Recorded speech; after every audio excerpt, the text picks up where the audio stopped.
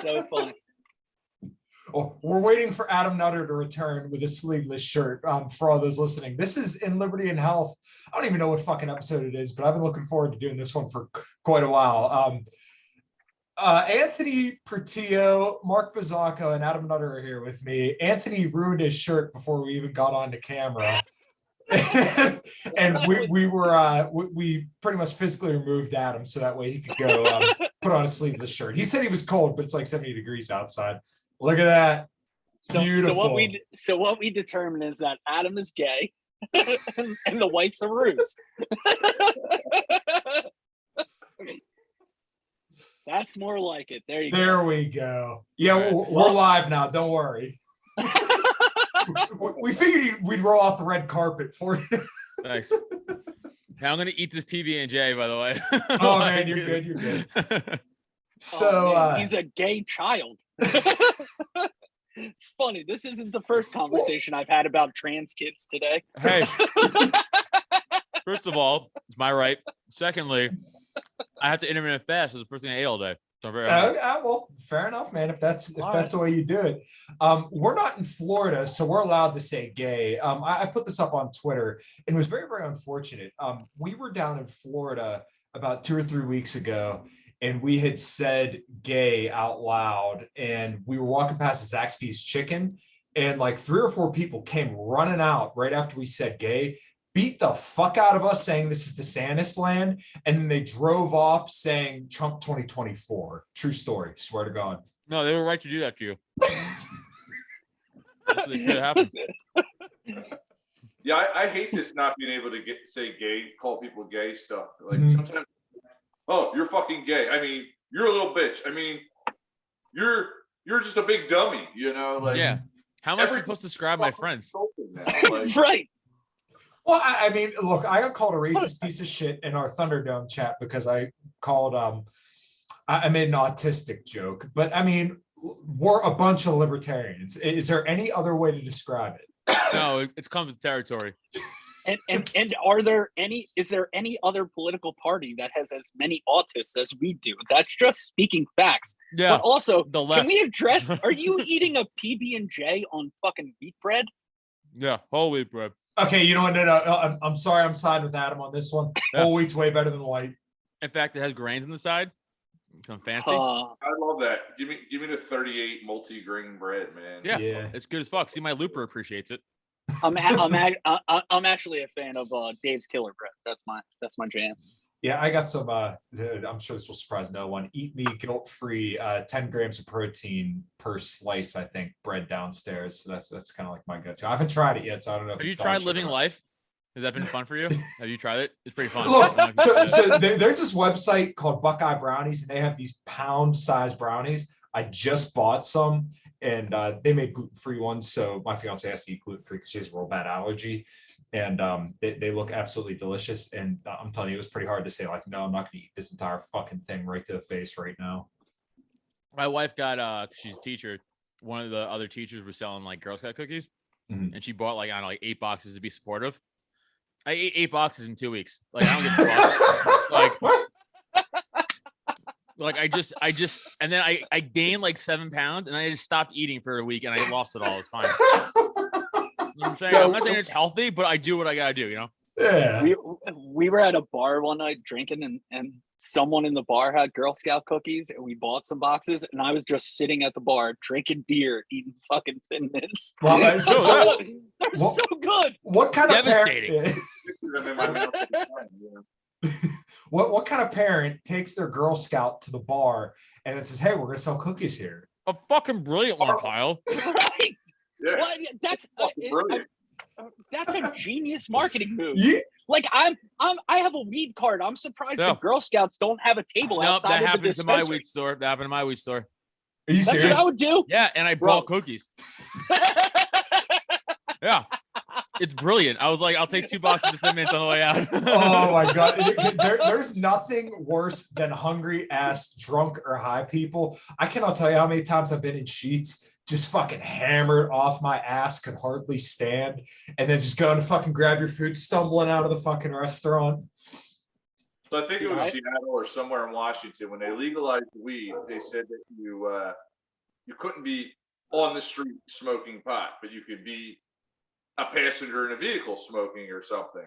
Mm-hmm. So they created these weed buses that just drove in circles around town. And all awesome. I'll be right back. Bus you could jump on, smoke a bunch of weed, and then they sold you munchies.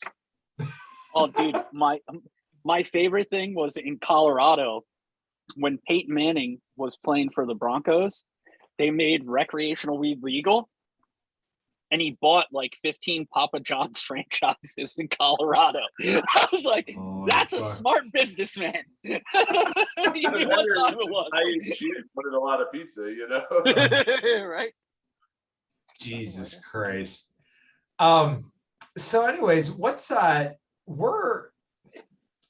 we're already almost a month out from a fucking convention. What the hell's been going on with you guys over there? You guys are mostly kind of all near each other, and I'm way over here. It seems like things are going pretty fucking good. And from what I understand, we have more state reps running now than there were last year, and I think by like quite a huge margin. Oh, bro. Oh, Bozzaco, I'll let you take it. I won't steal the thunder here. Nah, I lied. I'm stealing the thunder. We're running 35 motherfuckers in PA, right? The Nazis took over, and we're running more candidates. We're running 35 Nazis in PA. Yes. Yes. Right. The list keeps going up and down because there was a couple people we lost because of work issues. Their work wouldn't let them work. Mm-hmm. One person lost the nomination from their county. Long story. I don't want to get into it. But then we keep adding. We just added 4 more people today. Lackawanna just had 2 new candidates, and Lancaster just had 2 new candidates. So the thing I'll get into it. If you're running for politics, we have enough creeps in politics. Don't be creepy on girls' pictures from 2 years ago, you fucking weirdo. Okay, I feel like there's a little bit of a background here. Is that Joe Slosky? Sounds like something Joe Slosky would do. I'm just saying. No, he would call us all racist. Because he's a boomer and probably would be like, titties, click, like, you know what I'm saying? Well, who creeped on a girl's photo from 2 years ago? It's Kyle's boy from his county. Yeah, it was a Yinzer. Who? Oh no, it was a Yinzer. Fuck the west coast of the state. Oh, listen. East side is the best side. I'm just saying. Listen, you guys got like Philly. Doesn't like somebody get shot there like at least twice a day? First of all, I have no loyalty to this place. I'm from New York. I'm wearing a Staten Island hat right now. I don't give a shit. I'm just trying to cause drama. I mean, in fairness, you should just have a dumpster on that hat, but I have that. That's the alternate hat. Mark, what'd you say? I'm sorry. I said there's nobody getting shot in Philly that doesn't like deserve to get shot. I mean, you know. Okay, I totally get it, man. I totally get it. You know, everybody talks about Philly and violent crime and stuff. They're not out just shooting random people and stuff. Like, all right, except that guy walking his dog. All right, so once in a while. Yeah. Only if you try to sell illegal cigarettes, then you might get choked out. I knew that guy. That was New York. I knew that guy. Yeah. Which one? The cop? Pantoliano. Yeah. The cop. Yes. I didn't know shit. Yeah, I wasn't like hey man, what's going on? I was like hey, what's up, basis. Mm-hmm. But yeah, I knew him. Wow. Yeah. Holy fuck. Your studio, Adam, that's in Philly. That's in the ghetto. It's, you know. What is? Your studio, man. That's why I don't go there. Adam's like I'm too white and in too high tax bracket to go to that. That's true. He's not wrong. I have a brand new car and I'm not taking it down there. Like, dude, fucking Garrett Monaco is in the comic. He got his like hubcap stolen in front of the house. I was like, yeah, I'm good. I'm not gonna take my fucking new car there. Yeah, I mean that's a lot of tire on a Bronco to slash. So, and I can't imagine those are cheap. I don't know. Whatever. I didn't even know hubcaps were still a thing. Yeah, no, they're pretty rare. And I mean, I work for Buick GMC Cadillac, and you'll see them on some full-size trucks, but I mean, they're like freaking work trucks. So it's so freaking rare. I hate those fucking things anyways. Good fucking riddance. So how has you guys' counties been? Aren't Adam and Anthony, aren't you guys in the same county? Yep, Best county in the Okay. state. Best looking county in the state. Well, second next to Westmoreland. We know. Absolutely not. Are you kidding me? Me? I'll put up us against you guys right now. Let's go. Joe Bissell's a little 100%. handsome panda bear. How dare you? All right. Well, maybe I have to Bro, roll we'll that make back a little Bucks bit. County calendar and make bread. Bro, shut up. Stop talking. That's a brilliant idea. Shut up. Don't even mention it All anymore. right, we'll talk Shut up. about it off air. That's a I'll fucking text you. brilliant idea. Shut up. Shut up. It's our idea. Shut up. Don't you fucking got steal Don't it. fucking take it. That's a brilliant idea. 100% we're doing that. I got nothing in Monco because our calendar would have like Joe Van Wagner and Michael Heiss and Yeah. Oh, But by the way, Jesus. I love them with all my heart. Not lookers. Hey, at least you're honest. Hey, I love those guys to death, but if we're being honest, Monco's filled with 230 bitches. Yeah. You know what a that's true. 230 bitch is, right? I Last can't- call, gotta pick the last one. Yeah, I mean, let's be honest. Let's be honest. Mark just looks like an older version of me, so that's the best they got. And then like, you know what I'm saying? It's like, and then Bucks for the dub out there, like, They say no one's ugly after 2 a.m. dude. We got Brandon Bentram. Fucking, he's a handsome, bald and handsome. Yeah, Dude, He's dressed. He's like Pennsylvania's Jason Statham, dude. Yeah, exactly. He's a gangster. Yeah. Also, He his sounds like- wife is gorgeous. Bam, she counts. She's part of the party. So So you got boom. right. So you got a bunch of hot dudes with a bunch of hot wives. You can't Yeah. touch them. Oh yeah, my wife. I mean, she's not part of the party. She doesn't count. So no, she doesn't count. I mean, mine is. Oh yeah, count. bam. You got Tim Maine though. He brings your level down a bit. All right. Well, listen. A haircut. Tim. a Okay, haircut Tim's and a frumpy, new but shirt, and we can fix him. hold on. It'll No, be no. fine. Tim has a banging beard. Tim has a good beard and good hair. He's just frumpy, but he has a good beard and hair. And Tim's a very funny dude to talk to and smart, and so that counts. That adds it to his points for looks. Wow, You gotta add that in there. Yeah, just don't invite him on your podcast before he cleans his room. You see like pants and fucking underwear and fucking cum rags hanging off the fucking bed or something. Something Yeah. like Oh fuck. that. We're just letting loose. Let it rip. Let's go. Yeah, dude. No, that's kind of the goal tonight. How's you guys' county? How's you guys' county's been since the grand takeover? Because it was once said that every state that we take over ends up loving this dick. Has your counties loved the penis, or are they just kind of like? Dude, You ever get one of those real quick? You ever get one of those blow jobs where it's just kind of like they flailed around on the tip rather than just like take the fucking thing? Well, I keep it's kinda telling like Mark that. to do that, but he won't listen to me. He just keeps doing his thing. yeah, Mark has this thing where he just sticks the tip in his mouth and kind of jerks you off. Yeah, it's that's really- what I'm it's talking like- about. Yeah, we're like, It's- go it's down the shaft, underwhelming. Mark. You're Fuck. like, come on, it's not that big, bro. You won't choke, I promise. Yeah. It's not that big with the little Mexican thing you flip out of there, Hey, when that bitch goes Ariba, I don't get any complaints. So True. It just produced children. So Yeah. Yeah, it's good. not anymore, actually. Oh, you get snapped? I solved that problem a long time ago, bro. So I got emancipated when I was like 15. So when I turned 18, it was like When I'm did you get like proclamated? I'm like an adult now, right? So I mean, had he no was idea- he was a preacher, to be fair. So I mean, you So- kind of get woken up pretty early if you catch my drift. so my friend's dad is like, hey, you should probably like get a urologist and like a family doctor, and he's trying to give me pointers, and I'm like, what the fuck is a urologist? And he's like, oh, it's a dick doctor. So mine was an Indian guy. His name was literally 20 letters. They were all consonants. So I just called him Dr. D because it was in his name at some point in there, and I thought it was hilarious. So I had my daughter when I was like 23, 24. And I was like, bro, can we stop? Like, can you do this thing for me? And he was like, no, you're too young. You're going to be happy and get married later and decide to have kids. I'm like, bro, I am 24 years old and I have 2 kids. Will you please stop that from ever happening again? So fast forward a handful of years, I get married and my wife has a miscarriage. So it sounds tragic, but I don't think so. It was a beautiful thing. It saved me a lot of money in the long run, and I don't have to deal with that bitch anymore. So One way to look at it. I legit go to Dr. D and I'm like, do you see what you did? Like, do you see the turmoil that you've caused my family, sir? Do you think that you can do the thing I've been asking you to do for 8 years? And he doesn't understand sarcasm or humor or anything. He was like, next Friday, 9 a.m. And that was it.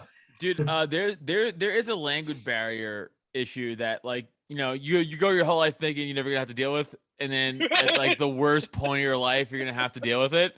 So okay, like, because thinking of the Indian example, back in my previous life in my old job, we had to tell somebody that their husband died on like Jersey Turnpike, and we were like the bearers of bad news, right? So we didn't know anything about nothing. We didn't know nothing. We didn't know. We just knew the house. They're like, you gotta go tell this family at 2 a.m. the fucking dad just died on the turnpike, and I'm like, cool. So we go there, and the woman opens the door, and she's Indian, but like zero, and then she's just scared because she sees 2 fucking cops at her door at 2 a.m. And we're just trying to be like, English, like, you speak English, and she's like, oh, like, just freaking out, and we're like, your husband, like, we're trying to be like, get someone here so we could tell them that your husband, like, and then she's like, what? And we're like, it got to the point, like, we tried everything. It got to the point where Devon's like, your husband's dead. He's dead. Like, it just got to that point. It was like, I'm sorry. I don't know. This is like before I every app on the iPhone and stuff, like, you know what I'm saying? Like, so it got to us being like, dead. Like, oh, that's so funny. You go inside and find their wedding picture and just point at him and be like, you have to be like, no more.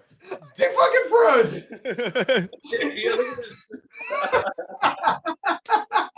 Yes, that's fucking great. That's the best frozen picture of all time. He looks like a dictator who's about to get hung. About to fucking head straight to the fucking guillotine. Yeah. Jesus Christ. You guys seen the Seinfeld episode where the Indian guy is the valet parker? Seen every Seinfeld episode ever 1,000 times.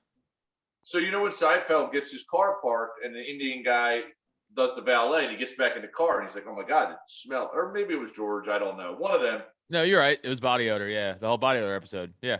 He couldn't get the smell out of the car, so he ends up selling the car. Yeah. That shit's actually real. That shit happened to me. I took my work truck, which I smoked cigarettes in like crazy, and it stinks like oil and everything else. I took it to Atlantic City, and I'd have to valet park it there because I didn't fit in the parking garage. And I give the guy the keys and everything. I get back in, and I'm like, oh my God, this thing smells. I drove down all the way back to Philly with the windows down, and I'm talking 2 weeks it took to get that smell. It like stuck to everything in the truck. That's gross. So, something they eat, but it just always reminds me of that Seinfeld episode, man. That shit was like so true. Yeah, that was in the 90s, and you could totally make that joke, and people were like, yeah. now you totally cannot do that. My God, no. Jesus Christ. I wonder if Anthony's going to come back in and if he's going to be frozen in that same position. That was pretty funny. That was perfect. Yeah. I cannot believe the timing on that. You might have been by a thunderstorm or something. Yeah, it was raining here a little bit earlier. Anyways, how have you guys' county been since we kind of went down a Seinfeld rabbit hole? How have you guys' counties been since the whole taking over with Fuhrer Heist and people storming out? Have any of those people that stormed out kind of came back? So, like, in Bucks, which I'm sure Anthony was going to talk about, but, you know, he ain't here. So for Bucks, like, we already had after we had to like do our whole deal last summer and like revamp and redo everything. Like, we haven't had a problem since last summer. Mm-hmm. So like we've been like cruise control since then, and it just didn't matter to us at all. Mm-hmm. Like, yeah, we have Waldenberger, but like he's technically an associate member, not a full member of Bucks, because he got kicked out of Monco. He doesn't live in Bucks, so we allow him to be an associate member, so he can't vote on anything or run or like hold office or anything. He's kind of there just to hang out, placeholder. Yeah, Monco's a strange county because most of our members are non-Mises members. We got Mike and Joe Van Wagner there, and then Ken's not Mises, but he's hated by all the people that hate Mises. And then you got me. So you would think like we'd be some kind of Mises stronghold or something, but I'd say like 80% of our members can care less what Mises is or isn't, but they love us, you know, like we're the ones that get shit done in the county. And so actually Jen Moore and Steve Sheets are both from our county, but they haven't shown up in years. Well, I thought Steve was in Bucks. Yeah, but they're just like, let's just do our own thing. We don't care what happens on the state level, but they totally support anything that Mises does because they see the results in their own county. So it's a bunch of non-Mises supporting people in Montana. That's good. Okay, yeah. So Anthony, you froze, and it was the most hysterical frozen picture ever. You were literally frozen. It was like this. Something like, yeah. Oh, dude, it's fucking hilarious. Dude, every day. the weather's going crazy right now. My power went out for a minute. Hey, can we crowdsource to get you guys better microphones? Because you guys suck. It's fucking crazy. Including mine? No. Okay. Okay, because the bottom two. All right. I have AirPods. Yeah, no, we know. We can all hear. Yeah. That's why I said we should get a better microphone for you.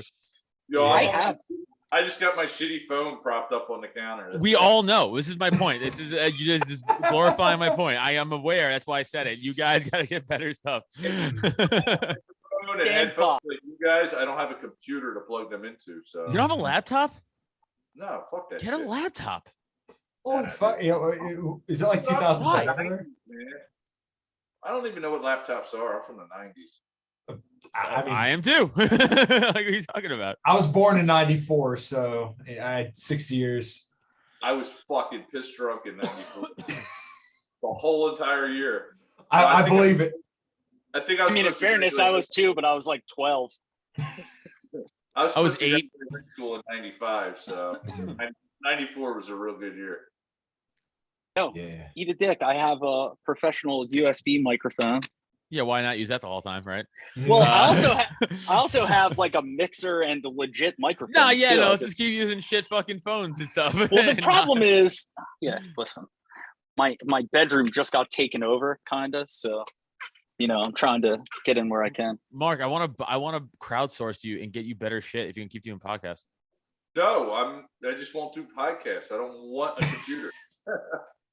How about Jeb? Did you use Bonnie's computer? Yeah, but I'm not at Bonnie's house. Oh, fuck. I'm in my basement because my whole house is under construction right now. There's literally no room I can go in my house that's not full of shit and have holes in the walls. Yeah, I mean, at least it looks nice in there. I mean, it kind of looks like a grandmother's like. It does look room. like a grandmother's den. Well, this is the in-law suite, man. This is like I put this whole fucking place together in the basement, man. It's nice. I got a full kitchen, bathroom down here, everything. Anthony just got killed. Oh my god! Lightning struck his house. They got him. He's never coming back. No, that's a good looking picture that he has for his profile picture, but that definitely ain't him, Yeah, Well, that's a catfish picture for sure. Yeah. So I don't know if you guys would have ever had experience with Tinder or anything like that, but what I usually tell people when it comes to online dating is Dude, I cleaned up on Tinder, bro. Yo, when I was single, dude, on Staten Island, I fucking crushed on Tinder. It was great. I hit the high score on Tinder. Dude, it was so easy. There's so many people on Staten Island and so many whores. And it was just like, it got to the point where it would be like, yo, what's up? You want to come over? Yeah. Like that. It was like that. Yeah. It was crazy. I'm not proud of it anymore, but like it was awesome at the time. I'm not gonna lie. Yeah. Now I feel like shit about it, but at the time it was cool. No, dude, I could. Is this any better? Yeah. I had a when I was in my 20s. I had it. Is it really? At like 9:00, and then like you try from 9 to like 10 to 11 to pick up girls, and then till 12, and then like if it's 2 a.m. and you haven't picked somebody up yet, there's going to be a couple stragglers. I did that too. I'm Staten Island trash, Mark. I was doing that also. All right.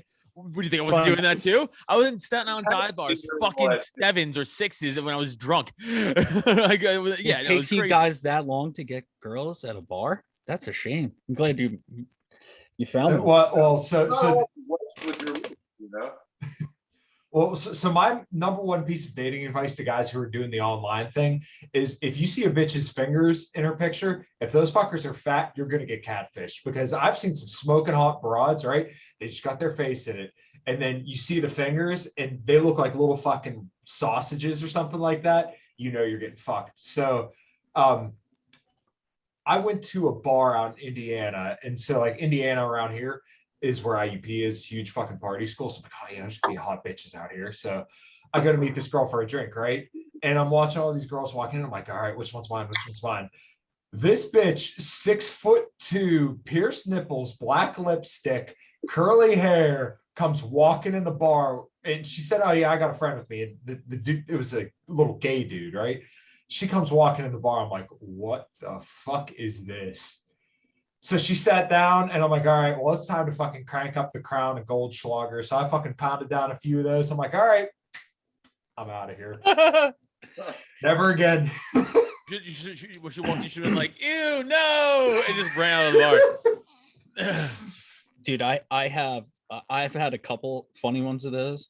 So I did a podcast with my buddy for a few years that was like mildly popular, and I still couldn't tell you how. But yeah, that dude sucks. Oh yeah, he definitely sucks. I could vouch. But for a period of time, like we had like an awesome thing going on. Mostly my credit, but people kind of knew that. But oddly enough, when I was on social media in those days, I would get the strangest shit sent to me, dude. Like one time, this chick I never even saw existed ever sent me a DM, and it was a video. And I was like, I should check this out. Just, might be good show material. It was like a 7-minute video of a dildo on a drone and a girl laying on a table, and the drone, like full-blown drone landing, insert, and back and forth and everything. That drone pilot was fucking amazing. I hope they were playing like Ride of the Valkyries in the background. There's no way to Dude, the internet's a beautiful place, right? It's awesome. But then also you get like, I got hit up by this girl one time. Her name was Megan. Her profile name on Instagram was Megatron. So I saw it had a Calvin DM Johnson hit on you. That's from awesome. Megatron, and I was like, "Ooh, let me check this out." And I went to her page, and she was like 6'3", 205, and a legit bodybuilder. Like the girl squatted more than I did, and it would have been like dating China. I was like, "Yeah, I'm not even." See ya. I'm not gonna respond to that one. Very to this day, all the time, I get Liberty whores on Twitter who DM me all the time.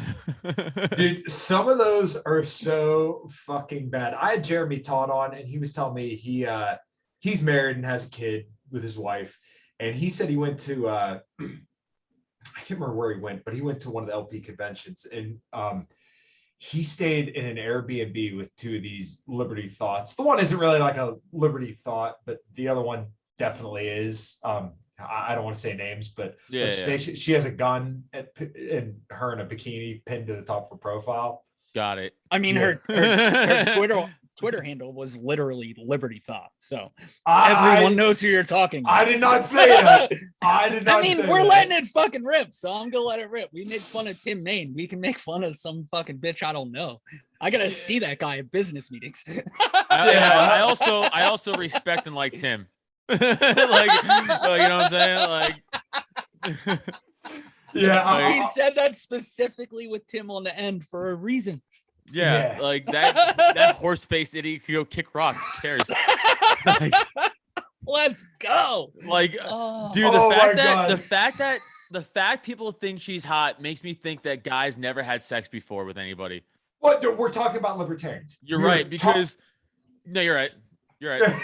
But here's the other thing. How many libertarian dudes do you see that like literally like you're in a position right now where this girl is basically begging you to fuck her and they don't understand the social cues. I made the joke 1,000 fucking times. I mean, I literally said the other time. Every show. Yeah, every show. Yeah. It's like again, you can't guide their dick into a vagina if you were physically holding it. You're like, come on, get over here, dick. And they'd be like, no, I want to be a virgin. It's like, yeah, right? Like, hey, bro, wouldn't you love to feel what someone else's left hand feels like? Yeah, this violates the non-aggression principle. I'm not going in. Not going in. By the way, this conversation is exactly what the Lowbirds think we are. 100%. We'll let This is 'em have exactly what the conversation that they think we are. And a little bit, yeah, I'm being that a little bit for sure. Oh, dude, it's okay. It's okay. But it's also like the truth of like my yeah, I was I even talked about it on stage. Like I was a piece of shit when I was younger, like for sure. Like with chicks, like I was 100% like, dude, one night stands, like just hookups on Tinder, hookups at bars, like, and like I say it openly, like that fucked me up. Like I do regret it. Like I think that fucked me up, and for like me now, like for sure, I definitely did. Okay, so now we're gonna get into Girls do the same shit when we were that age. You know? yeah. So It's always the guy's fault, though. Yeah, well, yeah. You know what? This kind of segments perfectly into the Will Smith slap, the slap I can't that talk fucking. about this anymore. I talked about it so much. I talked about it so much in so many podcasts already. No, dude, I love it. I absolutely loved it. It was it's interesting though, because this has been kind of like the culmination of 2 years, and people, you know, kind of live right now. They don't understand history, but this dude's been made out to look like a little fucking bitch for the last 2 years. And like, you know, how do you come out on TV? Did you guys watch Red Table Talk with him? Yeah, it's made me lose respect for Will Smith. Yeah. All Like, I had to say about that whole thing is like Will Smith, West Philadelphia, born and raised. He don't fucking slap people. That shit don't happen in West Philly. You either punch a motherfucker or shoot a motherfucker. No, hold on, Mark, hold on. It does happen when you have been Hollywood since you're 21 years old. Yeah, exactly. You're not West Philly, you're Like, it's my Hollywood. Dick. Yeah, How's that? black look on your cylindrical stream? dick, my favorite. My high school friends would be fucking climbing out of their graves and making Right, fun. because because your high school friends are true degenerates and they're dead because they're from there. And he was from there, a kid, and then moved out to fucking LA and made it big over rapping with DJ Jazzy Jeff and shit. He's been famous forever. He doesn't know what the street life is like. That's such bullshit. I know more what the street life is like than Will Smith. Like for real. Like that's crazy that he thinks he does. Like no, fuck out of here. But in all honesty, would you let like your 5 boys fuck your high school okay, sweetheart? so this is what I want. No, I'm also not a cunt. Right. This is what I'm getting at. How are you going to stay with a chick after she ran around and was fucking a 23-year-old and 19? Okay, 19, and then literally says on national television, well, it just felt good to feel good and to heal somebody. No, yeah, on no. fucking public TV. Jade is a cunt for sure. But like, so all right, I'll say my take. But fuck it. All right, this is the last time I'm doing this take. This is what I fucking think happened. Okay, you had Will Smith, who was the top of the top. Everyone knows who Will Smith is. Everyone, right? Like old ladies know who Will Smith is. Like, oh, Will Smith, like he was beloved by every race, gender, creed, everything, right? Old boomers like Will Smith. like he's one of the good ones, like with the old racist white guys, you know what I'm saying? Like he's like even that like one's all right. yes, like he was that guy. Like everybody liked him. So then you have no one knows what's going on behind the scenes. Then Jada just drops this bombshell on the world, right? Of like, Oh yeah, it's like, hey, by the way, everyone that you love as a guy, I'm gonna cuck him out right now. He cries on TV, which I would have too. I'm not holding him against that, right? But like the fact that happened to him, and then for the next year and a half, losers like me to fucking famous celebrities, comics were like, you're a cuck. For a year and a half, this guy had to listen to the world of no. He shouldn't listen to me. he's way better than I am, right? But like, I'm like, you fucking loser, cuck, bitch. Like, I wouldn't let that happen to my wife. And like, he's a multimillionaire. Like, who am I, right? yeah. But he had to take all that. He had to take all that. Though. If I lose my train of thought, I'm gonna lose it. And so he had to take all of that. He had to take all of that for a fucking year and a half, right? Now we're at the Oscars, the pinnacle of that group's thing, right? Hollywood, that's their A-list, that's their thing. Everyone in Hollywood. National stage, Chris Rock makes a throwaway joke, not even about her hair, about G.I. Jane. And then he went, you're the root of my cuckness. And I was like, I'm taking all this out on you, and slapped him. That's what happened. That being said, Chris Rock did nothing wrong, right? Jade is an asshole. He's an asshole. But Chris Rock is a bitch for not roasting him, at least, right? Which he held himself back from, because he went like, ooh, I could, and he stopped. or at least, I don't know, punch him in the face because another man slapped you publicly and you should hit him. But like, fuck all the respect, fuck all the professionalism shit. He's Chris Rock. He's the top of the top already. He has nothing to lose. So like, you at least roast him and be like, "You're a cuck, dude. Like, try that shit again." Like, I'm like something. But like, the fact he did nothing, he's a bitch. Will Smith's a fucking cunt too. So is Jada. That's my take. Whatever. Go on. You guys' opinions. All right, Mark, go ahead.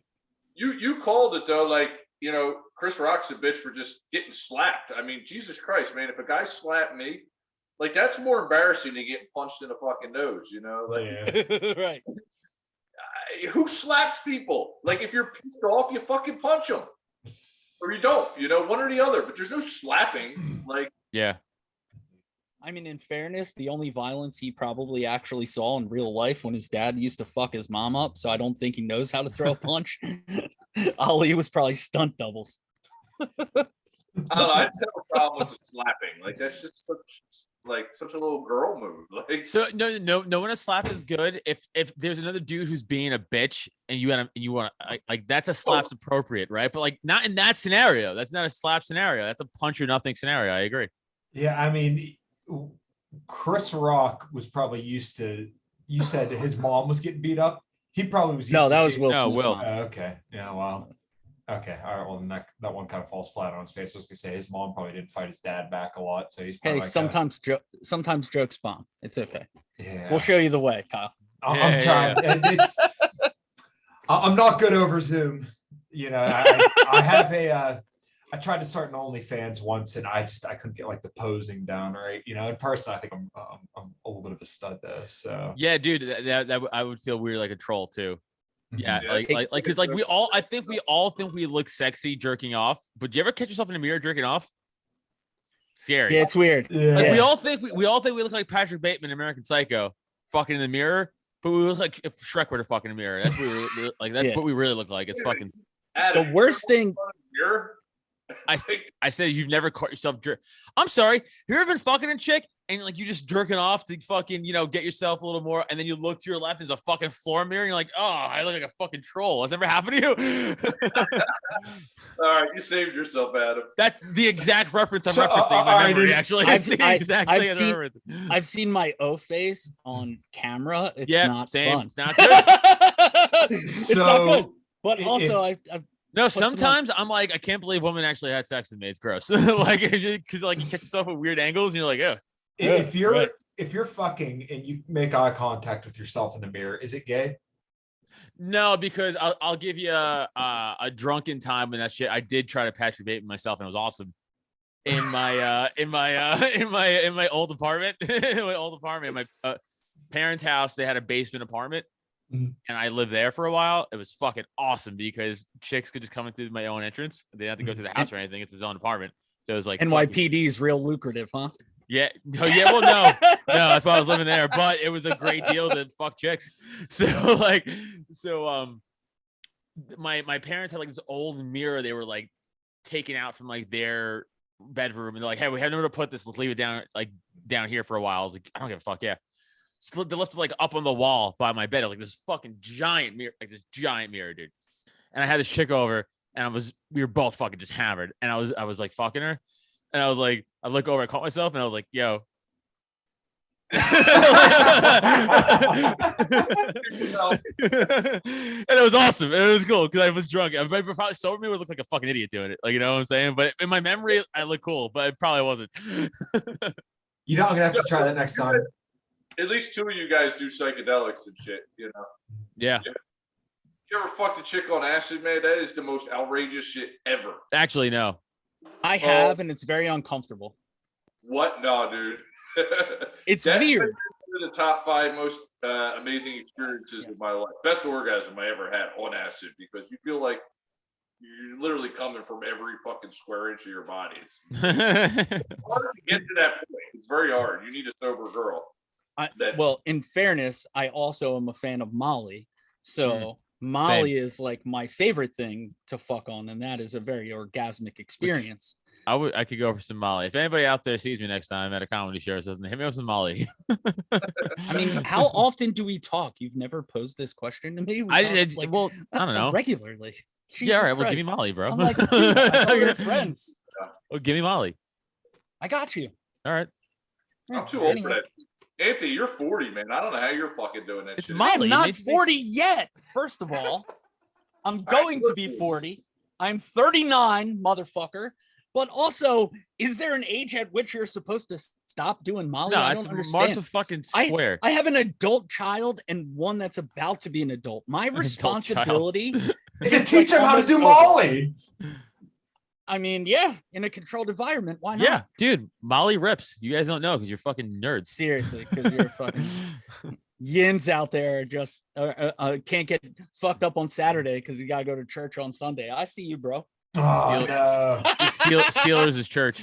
No, dude, I've been to so many shows. I've seen people so fucked up. I remember going to the fucking Oh yeah, you're in parties. a band. You don't do Molly, you fucking narc. What a loser. What a loser. Dude, your band should fire you. Honestly, they should get rid of I you. agree. Holy shit! I'm gonna give me their Dude. numbers. I'm gonna have a worded message. with The your war- band. okay, Send those guitars to us. You don't deserve them. there's more where that came from. So I got a hell of a collection. But Yeah, but we know there's nothing cool on it, like traces of Molly. Right. yeah, you may find sweat. Play guitar. What's that? Nerds aren't allowed to play guitar, man. Yeah, I guess I gotta hang it up. This past summer, Mark looks like Adam if he did too much Molly. and then, he Too much looks like heroin. How fuck- is it look like in 5 years? I will not. yeah, he looks like Adam if he fucking did ayahuasca in the woods for like 6 weeks.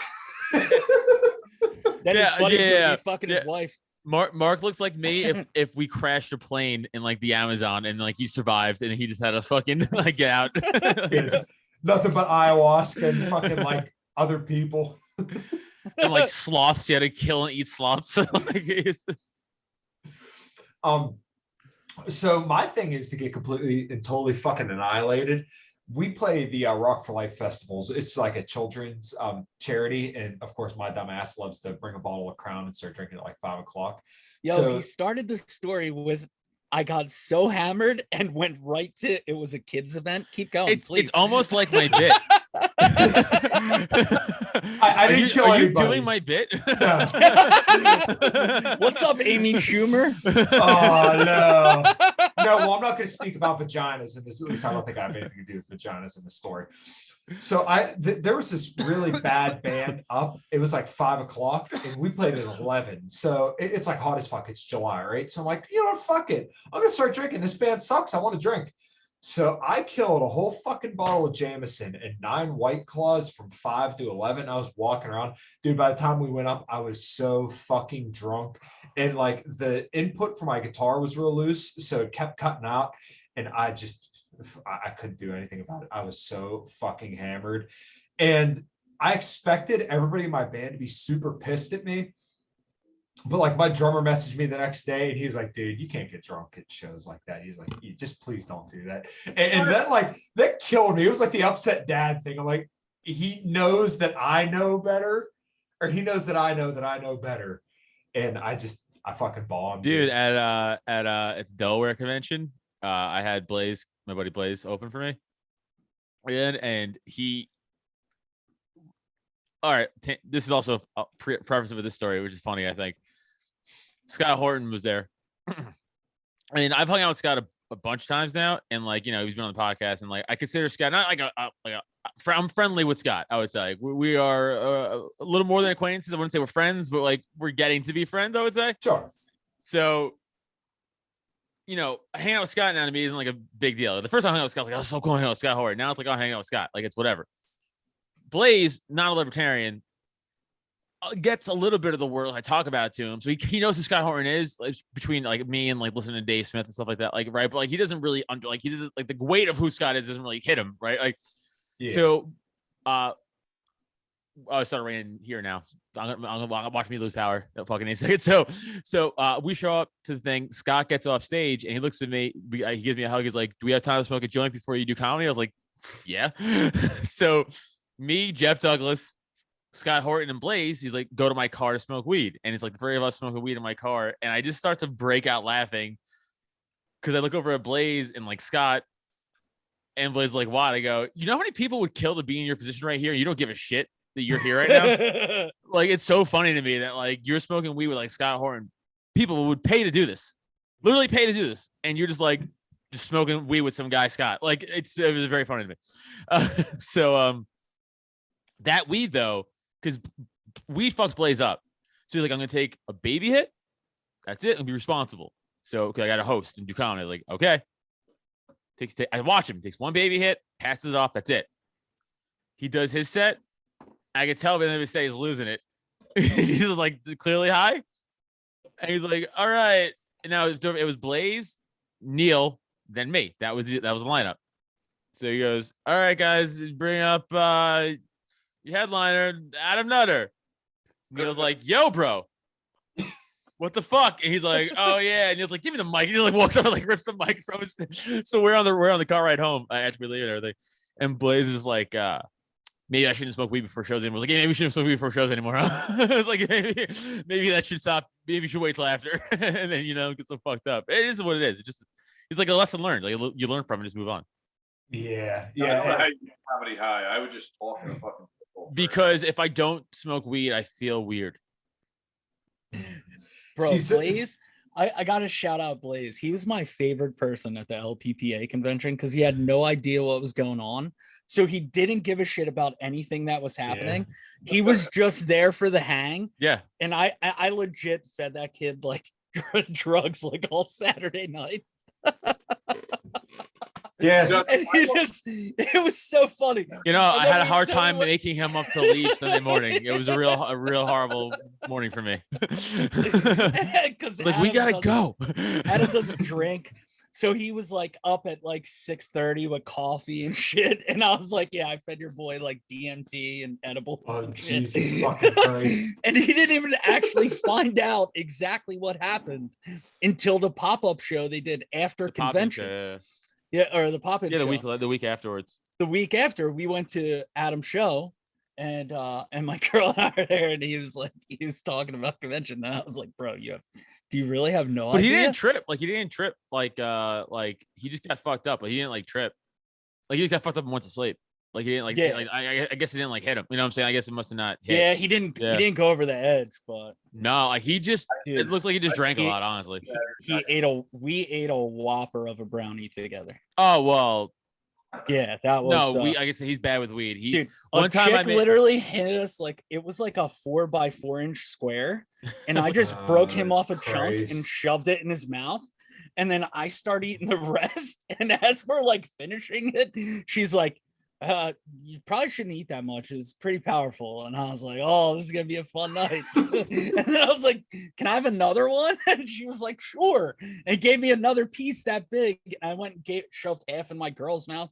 And then I just started feeding people edibles. Edibles don't work on me because I have that enzyme that like doesn't like work. It sucks. I hate it. But like again, Blaze is really bad on edibles. One time we did a show in New Hope, and it was like a holiday show. So I made this strawberry like bundt cake weed thing. The whole thing was like a giant edible essentially, right? It's for everybody to share. Blaze took a corner of it, and then he just disappeared. Like he missed the show. He just went home. Like he walked home. Like he lives in New Hope, but like he lives like 20 minutes. He's a 15-minute drive from the gig. That's like a half hour, 45-minute walk, probably, right? So and the next day he's like, dude, I just got so high I walked home. I was like, okay, well at least you're safe. like that was crazy that he did that. Yeah, but that's Blaze for you. So yeah, no edibles for him. Yeah, I missed all Saturday night at the convention. I blew. You bummed me out. I wanted to hang out with you. Dude, Friday night I was fucking smashed. I mean, I was so drunk. I'm seeing pictures of me from all these people are sending me pictures and stuff from the convention. I'm like, dude, look at me. I was there for that. I don't even remember seeing Friday. Yo, someone confused me for you again. Someone was watching. someone was watching my podcast in their house, and their husband walked in and was like, "Did I have drinks with that guy?" And she was like, "It's not Mark." He's like, oh. Mark, in fairness, Nobody's ever confused me for you, though. No, I know. It's crazy how it's only is one that? way. What does that tell you about yourself? I don't know. It's also like I'm covered in tattoos. Covered. Yeah. Like, how is that not the first sign? Like, no one goes, well, Mark got sleeved out pretty quickly last time I saw him. Like, that's not the first thought someone thinks before they say anything. Like, I told at the convention 7 times, not counting Greg Burton's fucking with me. That counts as 8 if I count Greg Burton fuck with me. Without Greg Burton fucking with me, 7 times in the convention. Someone confused me for you. So I was like, why aren't you running for anything this year? I was like, what? They're like, yeah, last year you ran. I was like, oh wait, I'm not Mark. And they're like, oh. And I'm like, yeah, fuck off, guy. Like get out of here. Like, shoo. It's so annoying. Hate it. Jesus Christ. Mark, I tried to lick Tom Woods. You did lick Tom Woods. All right. I've officially told Dave twice that he's not funny, and I've only talked to Dave twice. Yeah, no, you stopped doing that. Well, the funny story is it's like stop. The funny part is I licked Tom Woods, and then I had the wherewithal in my drunk brain to tell my girl not to let me meet Dave Smith. No, that was good on you. Yeah. Right? Yeah, I would punch you in the face. She was like, he's coming down, and I was like, hey, I probably could find a couple like roundabout ways to meet him in like a totally different environment. When I'm I would have introduced him if you weren't a drunk piece of shit. I could have introduced you. Yeah, all right, sorry, Mr. Voice of Reason. Oh yeah, by the way, you guys are garbage for making me the voice of reason. Kyle, this is what Mark missed Saturday night. Dude, Saturday night's so great, right? So I'm there. Great, awful, whatever. Words are words, I guess. Words don't have definitions anymore. Yeah. So, it was fantastic. And we're at the bar at the Janetian in the back room at the restaurant, right? And there's like 15 of us. And then there's like a family of 4 that's like old people. Just trying to enjoy their night. Like, it's a nice restaurant too. Right. Yeah. And the food's really good. But here's me, drunk as fuck, talking shit. I hadn't eaten mushrooms yet, but I'd eaten a couple edibles. So I was like, and I was coming off a win. Right. So I just won. Like, everybody's buying me drinks. Kyle's making me drink whiskey. People are handing me shit. I was like, yo, I'm having a great old time. And Adam's like, hey, do you have to be so loud? There are people here trying to have dinner. You were yelling, suck my dick at the top of your lungs with a family trying to just eat quietly 2 tables over, and I'm the asshole in the story somehow. It's crazy to me, by the way. But continue. That's when it's appropriate to slap a motherfucker. You know? And then, by the way, as I'm like, hey, maybe don't yell suck my dick, Kyle goes, suck my fucking dick. Like, he yells it out. I'm like, all right, I'm just losing control of this room. I just lost control here. And then they just got up and left. And I was like, I'm sorry. Like, it's pretty funny that you guys on this call, because I saw Adam Sunday morning and he was just hiding in his hoodie and everything. And he was like, dude, people are so fucked up. And he called out both Kyle and Anthony as being the most fucked up people in the restaurant on Sunday morning. Said to their face. Oh, dude. They didn't say you did. So what was it, Adam? It had to be like, it was like 1:30 Saturday night, right? That incident? No, that was like 8 p.m. No. No. It was 5:30 p.m. It wasn't. Oh yeah, it was dinner time. That was dinner time. It was dinner time. So the fact that you guys are that lit by 5:30, that makes you guys look like shit. But continue. Yeah, but that's fine because we were still going at like 1:30 in the morning. Oh no, for sure. Yeah, I mean, I actually got a weed hangover, which is hard to do. I smoked so much weed. Dude, we went down the elevator. Do you remember the guy that kept talking to me and I had no idea who he was or what he was talking about? So we went down the elevator and we go to the lobby. Yeah. And then I was like, I saw this dude and it was like 1:30 at that point. I was fucking tripping balls. I had been drinking and smoking weed all day. I was in rare form, but I saw this dude and I was like, all right, babe, we're going back to the room. and we just bailed on Adam. I just left. And then I woke up in the morning. Hold on. This is my favorite part of this whole story. I like fell asleep for a few hours, wake up in the morning, go to the business meeting. Mark's outside. like chain smoking cigarettes, making sure people are getting inside so we have quorum. And I get inside, I sit in front of Matt and Laura Hackenberg, and me and my girl are still like fuzzy from the night before. Well, they were on the same trip we were. So Hackenberg was still tripping when he was sitting next to Waldenberger when the mic drop moment happened. No. Yeah, it's a funny So video. the face, Yeah, it's hilarious. If you look at his face, So funny. dude, oh, it's fucking great. I- And once you have that context, Yeah, it makes it it's even better. funny. Because imagine what the fuck he's thinking. He went from like, "Hey, Saturday night was awesome," to "I'm running for governor," and what the fuck is happening right now? Yeah. I had a one of the dudes who was at the convention. I forgot his name, but he was like super drunk, and he's like a talker. Like he would just keep talking. He doesn't know when to like stop the conversation. Name wasn't Kyle, was it? No. Okay. So Second. it was just like it was late at night, and I turned the corner to go to the elevators, and he was standing there, and the elevator door opened up at the same time I got there, and he was like, "Hey, want to come on?" I went, "I'm good," and he was like, it was just like, "Oh, why?" I'm like, "I don't want to talk." And he was like, "Okay," and he's like, got in, and I just waited for the next elevator. Yo, can I tell you a really funny story? And this is like first time I've ever told this publicly. The only other person who knows this besides me is Maureen, and the third person involved. Oh God. I Not don't know if you want to tell the story then. Yeah. So let's spill some tea. It's funny.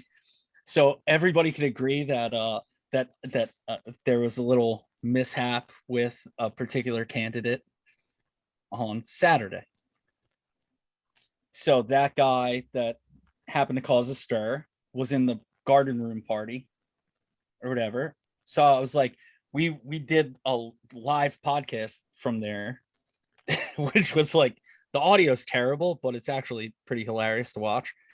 But I talked to that guy and was like, "Hey, tell me your story." And like, I'm a little interested. So long story short is when I initially talked to the guy, when we started talking, he told me he's from Trenton. And I was like, "Oh, that's like 20 minutes from me." And he was like, "Oh, if I could hitch a ride back with you, that's cool." He's like, "I'll throw up gas money, whatever." Cool, bro, let's talk. I'm a little interested in a little bit of your background. And he told me his story. And needless to say, I didn't give him a ride home on Sunday. I just was like, fuck that guy. And probably left the guy in Williamsport, to be honest with you. He's still there. Maybe. All right. I can't believe I found this. So I want to watch Matt's face. I was looking for this. Oh, dude, can you do it? Yeah. Oh, you got to do it. Yeah. Oh, this is great. Matt, he didn't even know that he was getting nominated, right? Right. No. He had no idea. No, that was like dropped right on his lap, Yeah. which makes it all the better. Okay, let me make sure I got. Okay, share sound is on. All right, Look at here we you, go. Technical guy, man. You're bringing up fucking shit in a couple minutes on the. Yeah, well, I was looking for it while Anthony was talking. All right, so let's watch Matt's face. Oh, I'm so excited. John Waldenberger, why should you be our It's already funny. Yeah. on this day in 1967? That haircut, though, man. Dozens of individuals. Look at him. I like how he starts off the speech like fucking like he thinks he's MLK. Like on this day, Look at Matt. Yeah, I don't pick other four. Year or so for this position. The actions taken here today The fucking Matt's killing me. show me that the stands is not the party of freedom anymore.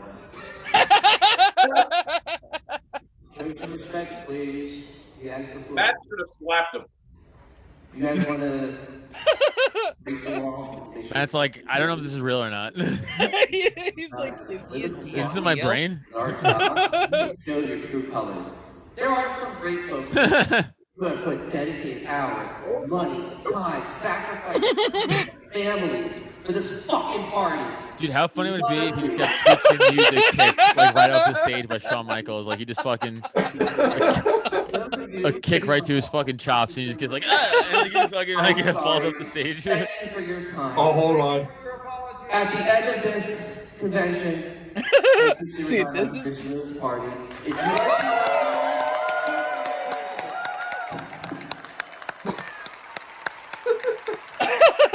like dude. Dude, the mic drop, the people cheering you off stage because they don't want you there anymore is the most fucking like. What's the word I'm looking for? Not hypocritical, just like delusional, very delusional. You know, it's like that wasn't for. They weren't clapping for you, dude. Yeah. Delusional describes John's whole existence in LPPA, you know. Yeah, I'm like glad he exists though, because that is like What? Let me finish. You could point to that and say that's a lulbert, right? Like you could say this dude is a perfect definition of a lulbert. Like anytime, I'm sure if that word was in the dictionary, you could like it would be hyperlinked to his Twitter profile. And so it is really fun just looking at his tweets because every single one is just like ratio. Yeah. Don't move out to Westmoreland, then you motherfucker, because we had to deal with him in Monco and Bucks. So he's also like he's a straight lefty, dude. He's not like you know what I'm saying? I so the Air Force sent out a tweet today because it's Trans Day of Visibility, which great. So it's it's like okay, so they sent out a tweet that says today is Trans Day of Visibility. Check out this guy talk with Lieutenant Colonel Bree Fram, highest ranking openly transgender Department of Defense officer, about her role as Deputy Chief of Acquisitions Policies and Process Division for the Space Force. So I quote tweeted it and I said U.S. military, and then I put quotes like, we don't care what you identify as long as you identify as someone who loves to bomb innocent brown babies to death overseas, right? Hey, yeah. Like, so he comments under my tweet and it was a GIF and it was like point going over my head. And I was like, no, John, you don't get the point. Like the point is that like they're trying to distract you with the fact that they are bombing babies every fucking day with this bullshit trans stuff. Like oh, yeah, we're all included. It doesn't matter. I'm like, you think I'm shitting on trans people here? I'm not. I'm shitting on the fucking military and the fucking facade that they're trying to put on you, you idiot. Right. That's how dumb you are. Like it's like it's so obvious, but not to him. Well, and that's the whole point of why they changed their flag, or why they changed their profile picture to a flag, and why they talk about trans women's rights. So that way we're focused on this, because there's enough dumbass right wingers and conservatives that will say, oh my God, look, these corporations have gone woke. And the left is over there. Round of applause. And then, no one's focused on the fact that they've stolen, assloads of our purchasing power, and that they've bombed kids in the Middle East now for the last 20 years. Right. That shit is just, it's a Scooby-Doo ghost. You know what I mean? Yeah. Your trans day, whatever, that's fine. I don't care. It doesn't affect me in any way, shape, or form. It's the white privileged fucking people that have to jump on the bandwagon and be like, oh, you guys don't have your trans flag up. You guys are just horrible people. It's like, get over yourself. I don't need to participate. I'm not participating one way or the other. Like, white liberals are the worst people on the planet. Yeah. Oh, so, yeah. True, hands down, the worst people on the planet. Did you guys see? I think it's David Fight was going off on Twitter. He was tweeting back. Yeah, I saw that. I read that exchange. Okay, did anyone else see that? Mark, I know you didn't get it because you're a boomer. The only thing I know of David Fight is the Waldenberger video he made. That wrong fight. That's Will Fight. Will Fight. All right, Will Fight is much cooler than Dave Fight because I've watched that. That's true. Will Fight is cool. Yeah, I don't either one of them, but that fucking video that he made of Waldenberger was so funny. Oh, dude, that's Will Fight's the man. Telling nerds to suck dicks. Will put out a few videos of him going against like his local school board, like shitting on them and stuff. Or not local school board. Moms against like 2A shit or whatever the fuck. Yeah. Anthony, did you catch that whole exchange with David Fight and kind of, I don't want to say shitting on the Mises Caucus, but kind of shitting on the Mises Caucus? No, I didn't see it. Okay, so basically he's been saying that he doesn't like the leadership. He doesn't like the way that it's going. It was something He said the original founding members of the caucus started the caucus as like a right-wing group. Because of Charlottesville. That's right. They started because Nick Sorwork was talking shit about the Charlottesville riot, so therefore they felt like which isn't true, right? I believe the response was because no one was talking about any fucking issues about anything real, and it was just bullshit talking points. Right, and Nick Sorwork had went around trying to get everybody to sign a pledge against racism, and it's Right. In 2017 and let alone 2022, there's nobody that like anybody cares about that's legitimately racist. Like I Dude, don't know anybody. All that shit is virtue signaling bullshit. Yeah. Like Joe Biden put out a video today talking about trans kids. Yeah, that it motherfucker infuriates me. doesn't even know what he's saying. Yeah, right. He's literally, his approval ratings are the lowest they've ever been. Like, think about, like, I don't like to big up Republicans because I think they all have their faults. But look at Florida. Ron DeSantis, they put that bill in place where from kindergarten to third grade, you can't talk about, like, first off, I don't want my kindergarten teacher telling my kid about their love life. I don't want any teacher from any grade down, high school or not. I agree. And I think sexuality, gender, all that shit is a conversation that should happen between parents and children. And I say that as a person who's had to have that conversation with my daughter, with my son. You know what I mean? Like, I've been a single dad for a while. Like, I've had to explain that shit to my children. But also, they have all this other exposure. I'm like, why would you ever? I have a 8-year-old nephew. I'm like, why would you ever? Like, why does he need to know if his teacher's gay or straight? Like, why does that even need to be on his radar? And like I said, most 7-year-olds, you know what they're doing? Fucking throwing rocks at each other, dude. Yeah. They don't know what fucking gay is, straight is. Like, but that gets turned into don't say gay. Right. Mark, Mark, go ahead. I was one of the first people that Mike talked to about the Mises Caucus. So I've been friends with Mike since like 2016, 2017. I don't know. Mm-hmm. Late 2018, I think, maybe early 2019 is when Mike started talking about this whole Mises Caucus thing.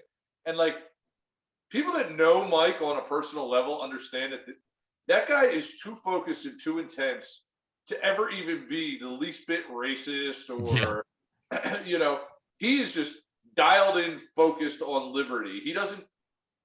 He can have a 45-minute conversation with somebody and you can ask him what color of his skin he is, or white or woman or whatever, and he has no fucking clue. He's just focused on the message of liberty. I mean, the dude is so dialed in, he doesn't see color or anything. But anyway, he proposed this idea of the whole Mises Caucus thing to me back in like late 2018 or whatever. And I admittedly kind of laughed at him. I'm like, dude, you're thinking on such a fucking big level, like nationally and everything else. Like, dude, why don't you focus on PA? But his whole motivation, 100% honest, was we need to recruit people into the Libertarian Party. And there's so many libertarians that think the party's a joke, you know, and that our leadership presents this joke message. And I mean, he says it over and over again. He was part of the Ron Paul revolution. He became friends with all these people in the movement. And they're all like, yeah, dude, fuck the Libertarian Party. We're just going to do our own thing everywhere else. And he watched all his friends doing activism and libertarian shit everywhere, but not in the party. His only intention to start the caucus was to bring all of these people into the party, which he's done, you know, and he's still not doing. But like all these other stupid bullshit about being racist or bigoted or whatever, that's just because the people that were in control of the party didn't want to lose control and didn't want to actually do something productive like Mike was doing. So they had to fucking find a spin on it. And that's exactly what goes on here in PA. Like, oh, you said the wrong word, Jacob. You know, we're going to attack you and focus on this one word. Right. No, Jacob does suck, though. So pick a better example. Yeah. That's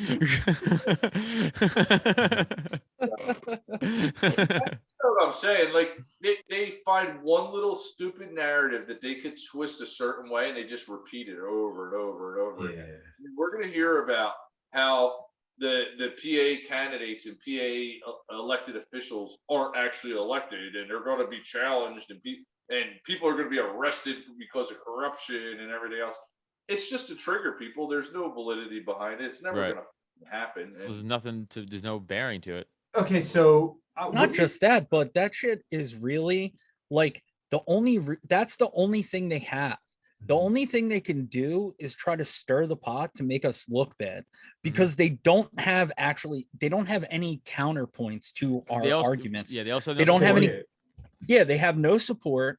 All their internet presence is basically a circle jerk. Right. If we're being honest, the shit they've sent out is probably using stolen data thanks to fucking well, okay, so yeah, Sarwalk. let's talk about that then. The defense fund. I pointed out right from the outset. Yeah, don't bring that shit up. That's what they want. Everybody's yes, I agree. I agree.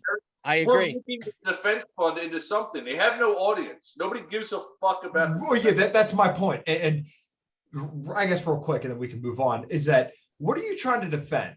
In 50 years, the Libertarian Party has been an objective failure.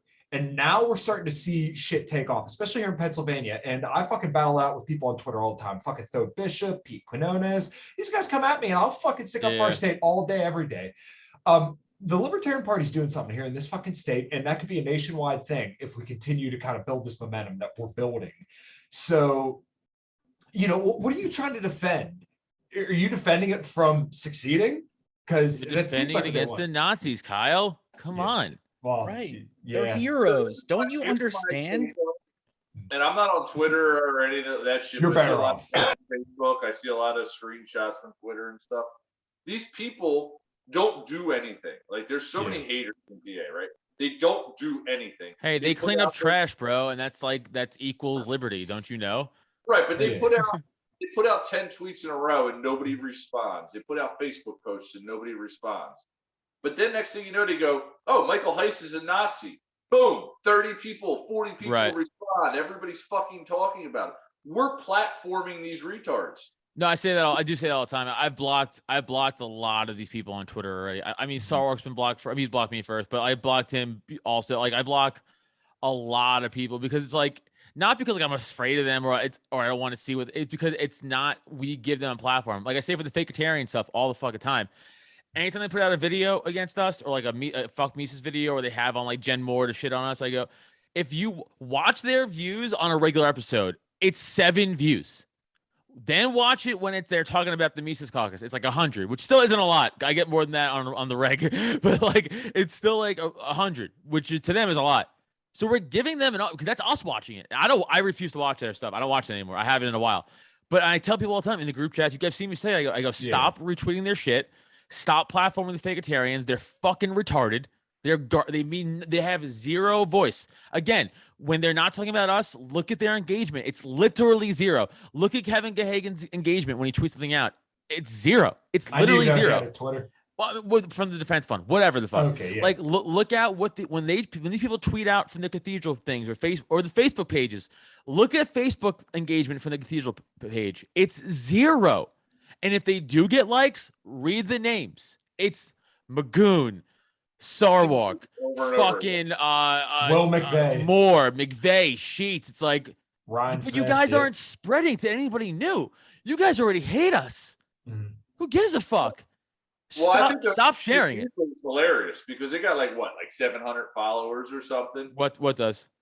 Cathedral or whatever. Yeah. But 450 of those followers are Mises people. Yes. Like they don't even have.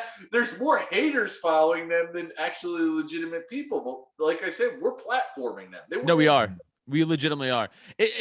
Dude, I sent out a joke tweet the other day about fucking like I want to fight a fucking kangaroo, and that got more likes and engagement than anything they for real try to put out in the world. Like they're a joke. Like our throwaway shit gets more engagement than their real shit. Like stop. Example. Waldenberg is the biggest example. He is literally known throughout the national LP. Yep. What has the guy ever done or accomplished? He's just a fucking troll of the Mises Caucus, and everybody knows what he is. Like he's a national embarrassment. Like people, like he's a meme, dude. Like I'm not even trying to be a dick. Like he legitimately, like people, dude. When I do other libertarian podcasts, they're like, "You're in PA, right?" And I go, "Yeah." They go, "You know Waldenberger?" I go, "Not only do I know Waldenberger, he's in my fucking county." And they go, "Oh," and like they just fucking be like, "Yeah, we know the meme." It's like, dude, people know the meme of Waldenberger. Like he loves that because he's actually somebody instead of nothing. You know, like all of us, he'd literally be nothing. So now he's actually something. It might not be positive something, but it's something. It's better in his mind. It's better. Go look at John's tweets. Like if he just puts out a tweet where he's not engaging with somebody, 0 likes. And then if he's trying to like go against Dave Smith, his engagement is still 0 likes. And they're either quote tweets of him getting shit on, and the rest are just comments of him getting shit on. Like no one's going, yeah, John, you nailed it. Like no, and I'm not even being a dick. Like you guys could go back and physically look at what I'm saying and prove me wrong. Yeah, I know some of their like again the last one they put out got like 100-some likes, but that was mostly because of us. Like just go back and show me their engagement. Prove me wrong. If I'm wrong, I'll apologize. No, you're not wrong at all. And that is the funniest part, is seeing all of the ratios and just the memes of him.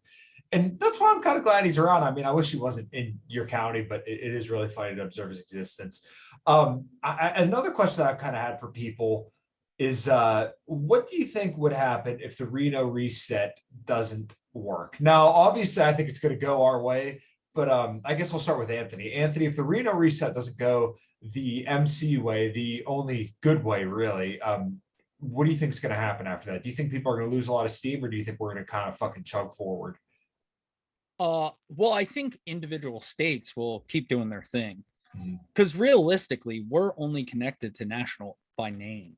You know what I mean? Like like in PA, there's nothing in paperwork that associates us with national. So I think PA is going to keep doing what they do, but I think in some places, or maybe even on a national level, you're going to see more people invest in Republicans. Right? Libertarians with money tend to run as Republicans because that's a path for them. Right. So it's unfortunate that it goes that way. I'd like to change that. I think the work that Mark and I and the 35 people we got running for state rep, 38 right now. Sorry, 38. Not including 3 statewide, so it's technically 41. So we got over 40 candidates running for office.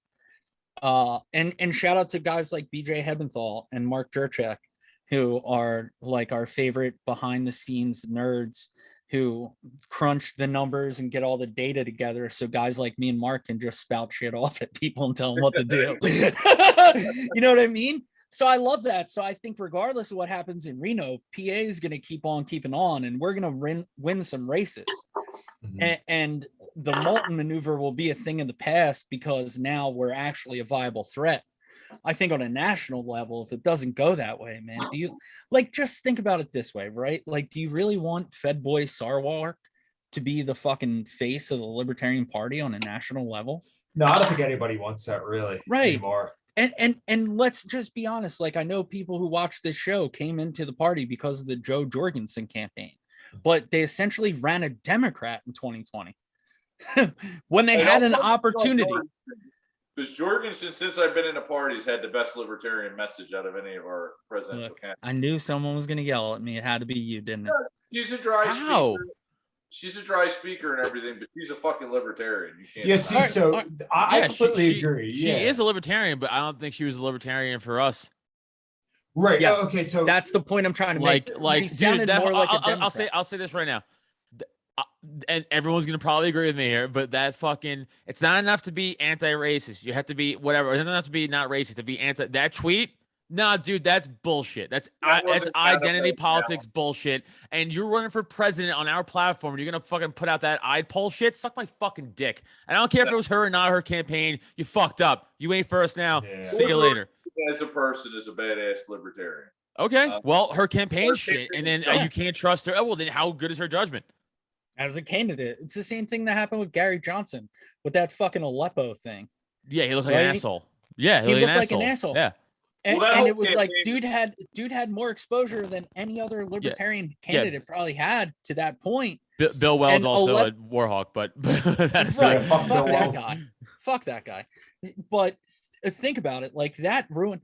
Dude, I remember when Howard Dean fucking won the Iowa primaries and he had an excited speech and he went, yeah, he was like, we're gonna go. Literally, they were like, look at this and fucking loser. Yeah, and they were like, this guy's unhinged.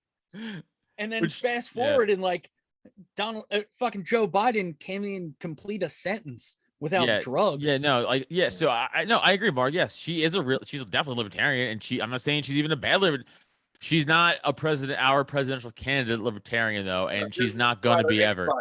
She was a compromise though, because there were no other good candidates except for Hornberger, and Mises wasn't ready to take over, and they had to stop Hornberger. And that was the only way they could stop Hornberger was Jorgensen. Yeah. And everybody else that was running the fucking Kokesh. Well, Kokesh was running, wasn't he? Yeah. Kokesh was like one of the first people out. What are the requirements to run for president? Yeah, have to get the nom. But yeah, no, I'm just saying in a general sense. We're all total fucking prags that, we're going to be another, Gary Johnson, Bill Weld campaign. And at least Jorgensen and Spike got in there and worked complete fucking prags. Yeah, Spike was good. Right. Yeah. Yeah, they'd have been better off running Spike. If it was the other way around, they would have been better. Right. To Spike's credit, and this is going to sound like I'm shitting on him, but just, he had put out that, well, it wasn't him, but his team put out that tweet about the transgender genocide. Right. And then I talked to him about this on my show, and he's explained it, ad nauseum, I'm sure. But he came out and said, like, look, after that tweet went out, I kind of got the wraps on things and made sure that they put stuff through me. That was still my fault. But, I made sure that every tweet after that had to go through me before it got to my social media, because it's like, dude, the problem was in 2020, when people's fucking houses are burning down and businesses and everybody's been in lockdown for the entire year, and then you have fucking Black Lives Matter out there rioting and looting in the streets. The last thing anybody wants to fucking hear is Black Lives Matter. You have to be actively anti-racist, and there's a transgender genocide going on. It's like, hey, how about you fucking tell me if I can leave my house or not without having to fucking talk to my dictator fucking governor. Right. Yeah, it's right. It's again priorities, which is like Anthony, like you were saying, the game national doesn't really matter, right? I got all really. It does matter though for two fucking things: the face of the party and the fucking Twitter account of the party, because that gets to a lot of fucking a lot of eyes, that Twitter account. And if you had a good manager of it, like a Malice or somebody else who's a really high level fucking person, dude, because people would hate retweet it, but you'd still see it. So all the people who are also all the fucking lefties who will be like, if this is racist, well, people are still gonna fucking see that messaging. Doesn't matter. So like that's what we fucking need, and we don't have it now. We have we have like Kyle just said, fucking this guy's business guy blown out by fucking some BLM bullshit riot. Yeah. And they're like, hey man, but like you can't look at anybody wrong because you're a white guy. And he's like, I don't give a fuck. Yeah. Like my business is gone forever. I'm homeless now, like because of this. Like, how about that? Say something about that? No? Cool. Like, yeah, fuck them. Like that's what I'm saying. It was so weak and bullshit, dude. I'm like, how about bullshit for 3 years now? Yeah. We've been bullshit since 2012. Well, since the 70s, but yeah. I mean, we've been going through it for a long time. But I agree, and I think about it this way, right? Like, I worked my ass off to get where I was, like in my career. And one Monday, I was on my way to work, and on the radio, they were like, the governors are issuing stay-at-home orders. And I asked my boss if I could work from home on Friday, because like the way that everything sounded, it was super sketchy. Well, I took Friday off. So did a handful of other people. Everyone who took Friday off got fired. Right? So it was like, I wake up for work Monday morning and it's like, hey, the world's going to end. The fucking governor's telling you to stay home. What do I do at my job? Lose the job. And then the government's like, oh, well, even though you worked your way up to make 70 grand a year, we're going to just give you, $700 a week from unemployment. And I'm like, how am I ever going to pay my bills with that? Yeah, this isn't fair. Right. And then they're like, and then they go like, oh, we're going to fucking give you $600 extra a week. And I'm like, that's better, but I'm also still not making as much money as I was. Right. And also like, where's that money coming from? Yeah. Well, fast forward. Fast forward. Now I got a good job. I make less money, but I work from home. So that's great. But guess what? Like now everything else is more expensive. Right. So like bacon's $7 a fucking pound. And you know what I mean? It's like, dude, we have a gang in our house. right? It ain't cheap to feed people anymore. Gas is fucking almost. It's what, $4.25, $4.35 Yeah, in it's some mad places. expensive. Mhm. Yeah, Right? it is funny though when you think about like the lockdown, like the initial lockdowns. Like we as libertarians, we're all like, "Yo, this is bad. This is fuck this," right? But like, also part of me was like, "Must be pretty cool to stay home for 2 weeks, play video games with my friends every day." Like, you know what I'm saying? Like, I think we all had a little bit of that to us also, because we're also human beings and children at heart, everybody, and we're like, "Oh, 2 weeks pretty home. It's pretty cool." Like, it's like 2 weeks. It's like 2 weeks snow days. And adults pretty cool. It's like, you know, it's like.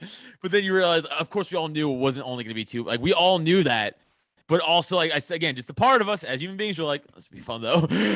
Yeah, I put out a status in 2020, and I want to say it was before lockdowns really started kicking in. I said, I'm not scared of coronavirus. And I'm like, I called this motherfucker, right?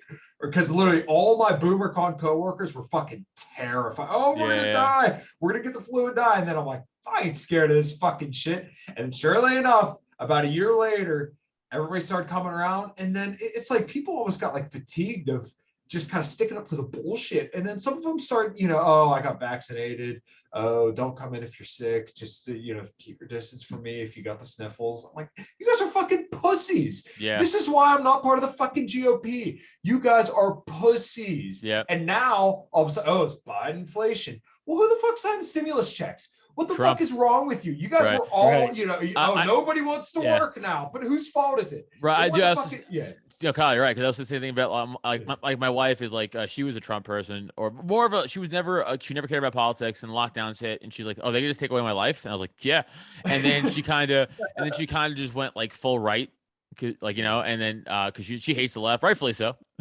and but like she was like, fuck these lockdowns, to this day she's like, we're still dealing. I'm like, yeah, no, because your boy put us in those. I don't know if you remember that, but he was the president, not Biden. Like of course the left is going to love lockdowns. They cream for that. So the fact that the right gave it to them, they're like, well, we're not going to not do this. Like, of course they're going to do like that's their dream. Fucking lockdowns and government control. So the fact that it came from the right-leaning government GOP president is fucking disgusting. I'm like, that's your boy. I'm like, he's the reason that we're wearing masks. He's the reason. Why didn't we fire Fauci then, Steph? I'm like, tell my wife, I'm like, why didn't you fire Fauci? He could. He's the president. Oh, dude, the funniest part about that is that I've had people tell me, oh, if Trump was president, he would have fired Fauci. And you can literally find an article where he said, it says Trump refused to fire Fauci because he would have, quote unquote, taken a heat. And now the big problem is going to be all these fucking Republicans and conservatives are going to be grifting, and they're going to say, oh, I was against lockdowns from the beginning. So now it's fucking red meat for the base, because everyone's going to bite that shit right up, because everybody doesn't want to go through that again. Reasonably so. But the problem is you're not going to be able to tell, bullshit from the real, because people are just going to say, oh, I was against it from the beginning, but they completely enabled all this shit to happen. Boys, let's get spicy. Have you done any research about Fauci? Hold on, Mark, go ahead before we get there. Enabled, and like I hear all these people blaming politicians and governors and shit for the fucking lockdown bullshit. I refuse to be locked down. Day one, I said, you can't lock me the fuck down. I mean, I was the guy that was standing in line at the supermarket to be let in, smoking fucking cigarettes without a mask on, blowing it in people's faces. They're like, oh, here, you need to sanitize your card. I'm like, no, I want the unsanitized one, motherfuckers, because I'm not going to die from this shit. Yeah, I know. But I just refused to be locked down. I loved it because I work in Center City I work in like Comcast 2 buildings, all the big buildings in Center City. And I was laid off for 3 weeks. I built a shed for one of my unlocked down friends. And, but it takes me 45 minutes, sometimes an hour to get into the city every morning. And during COVID, boom, I was flying there in 20 minutes. There wasn't a car on the road. The whole city was a ghost town. Yeah, that was cool. I put my stupid mask on to walk past security into the building. As soon as I walk past, I'm taking the mask off. And then like all the maintenance guys, everybody else, that there was literally nobody in the buildings. It's just maintenance guys. And we're like, yeah, fuck these masks, fuck these lockdowns. But I mean, I was out in May of 2020 protesting on state reps' front lawns. They're fucking spraying me with hand sanitizer and shit. And I'm like, you guys are retarded and stupid and you ain't locking me down. Wow. So, but yeah, I mean, the problem is that all these idiots bought into this crap. And that's what allowed it to happen. You know, if more people had common sense and could do a little bit of research on the freaking internet and realize that you ain't stopping a virus. I mean, I've been saying that since day one. This is a of course virus. not. We're not stopping a fucking virus. So just move on with your life, you know? Yeah, dude, we're not smarter than Mother Nature. All right, Anthony. Politicians, but the politicians and Fauci and all these assholes got away with this shit because everybody was like, oh my God, we need Fauci. We need the governor, you know? It's like, you know, grow a fucking brain, grow some balls, and live your life, you know? And I've been saying that for 2.5 years now. But yeah, I wasn't locked down for a minute. I did wear a mask a few times just so I can get paid, but yeah. All right, Anthony. I was out as often as possible during COVID. I I tried to catch COVID. Dude, seriously, the night before it was like the last day the bar was open, we went and the highest bar tab won a roll of toilet paper and hand sanitizer. It took 3 months to get it, but me and my girl won. Because we were like, fuck it, we don't care. And then fast forward a few months, we're there and it's like tents outside. That's actually where I met Adam because I started doing comedy shows during COVID because I had my podcast going on and I was like, fuck it, we'll do podcasts or we'll do comedy shows in a parking lot in a fucking tent. I don't care. And we had tons of people show up. It was awesome. But one time we're there, right? And I'm obviously like, I talk a lot of shit. So all the people at the bar always ask me my political opinions. So this lady with like, I called her Mega Karen. Her name was like Debbie. But she had like a Karen haircut, but it was like a big Karen haircut and she was a big lady and she was like, so what do you think about COVID? And I went on just like a 3.5 minute drunken rant about how it's all bullshit and blah blah blah, right? And mind you, this is like June 26th. She's like, my husband died at the end of May from COVID. And I was like, yo, I went from like, hey, I just dropped some science on these people to like, oh fuck, what did I say? Right? And I looked at my girl and she looked at me and she's like, you might have put your foot in the mouth. And then like in that moment that we did that, the lady was like, but I believe you. She was like, it's bullshit. My husband was fucked up. He was sick. He was on all kinds of medication. He was gonna die anyway. They're just trying to use that shit to blow their numbers up. I was like, yeah, can I buy you a drink? I love you. But also, let's get spicy. Have you guys done any research about Fauci? Yeah, he was the bad guy in Dallas Buyers Club. Oh yeah, have you ever done a deep dive on that shit? You're from New York. Yes, he was the doctor in Dallas Buyers Club. That I don't know if he was. No, they didn't say his name in the movie, but the guy that they were representing in the movie. That's Fauci, and he was the one who denied all the AIDS treatment and stuff to like when that was first let out as a government agency, secret AIDS, you know. So it wasn't gay, it wasn't gay butt sex. And there was, I don't believe. Hold on, no, I don't believe the monkey excuse. That's bullshit. Mm-hmm. I like this is. I mean, I don't know. I have nothing to back this up with, but I just comments. I just looking around the world and common sense and piecing things together yourself. But like, I think as human beings we could get like 5 diseases from animals. You know what I'm saying? Like so little, like so. Hoof and mouth's one. No, worm doesn't count. That's an infestation. You're actually getting worms. It's not like worms leave you a disease. To the actual diseases left by animals, like hoof and mouth's one, like which is mad cow. That's one, right? Like rabies is like one, but like a handful of other, like right. Pretty much, it's kind of like I can get whooping cough from a kennel cough from my dog. Wait, you know, I can't give my dog the flu. Is my point. Rabies, though? Like I've never seen a human with rabies. I don't. Because you there's no cure. If you get rabies and you don't get the shots within 7 days, you die. I think 2 people. It's less than that. It's like 72 hours. Oh yeah, you could die in 3 days from rabies. It might be that. You have legit like 8 hours to get. But there's been 2 people ever in the history of recorded medicine that survived rabies without getting the shot. But they're like vegetables. Like they had a pretty much take one girl's body temperature down to like in 30s or something like that. They had to like pretty much freeze her to death to like freeze out the rabies, but then she's like fucked up forever anyway. It doesn't matter. So like, yeah, if you ever think you get bit by anything, get a shot. I've never heard of anybody dying of rabies. Thousands of people in the wild who don't have modern medicine die of rabies every year, and it's a terrible way to die. Like you foam with a mouth like an animal. So you think do you think? Oh, so the AIDS thing. So I don't think I don't think someone fucked a monkey and that made AIDS. Like that's not. It was for sure a fucking a man-made thing. Like fucking everything, like other things were. I think for sure. Like 10 years ago that it was man-made. Like AIDS. Yeah. Did they say I that? mean, I think Okay, they've hold like on, mapped hold it. on. And I said, don't know, but I mean, that'd be awesome. I think they have actually said that the monkey theory is off. That's But bullshit. I don't believe here's any a of fun that. fact for you. When they were experimenting with AIDS treatments, AZT Yeah. was one that they used, and it literally killed people. Yeah. So Fauci got control essentially of an orphanage in New York that had a bunch of kids whose parents had died from AIDS and they were abandoned and they were also HIV positive. And he killed something like 250 kids. Like literally 80% of the kids that he experimented on died. They buried them in a cemetery without headstones and just like left it alone forever. Ooh. Knowing the way the world works, they were probably black kids too. They were. Yeah, It was okay, in so- New York City. It was in. They were Black and Puerto Rican kids. So no one gave a shit because it was the fucking 80s and Yep. early 90s. All right, so I found a study. It's been cited by 90 people. Rumors and realities making sense of HIV/AIDS conspiracy narratives and contemporary legends. The social context of the early HIV/AIDS epidemic in the United States provided fertile ground for rumors about transmission. Today, however, rumors about HIV/AIDS persist only within the African American public. Is anyone here black? I'm 12%. Focus Why is group. Was that a dick joke?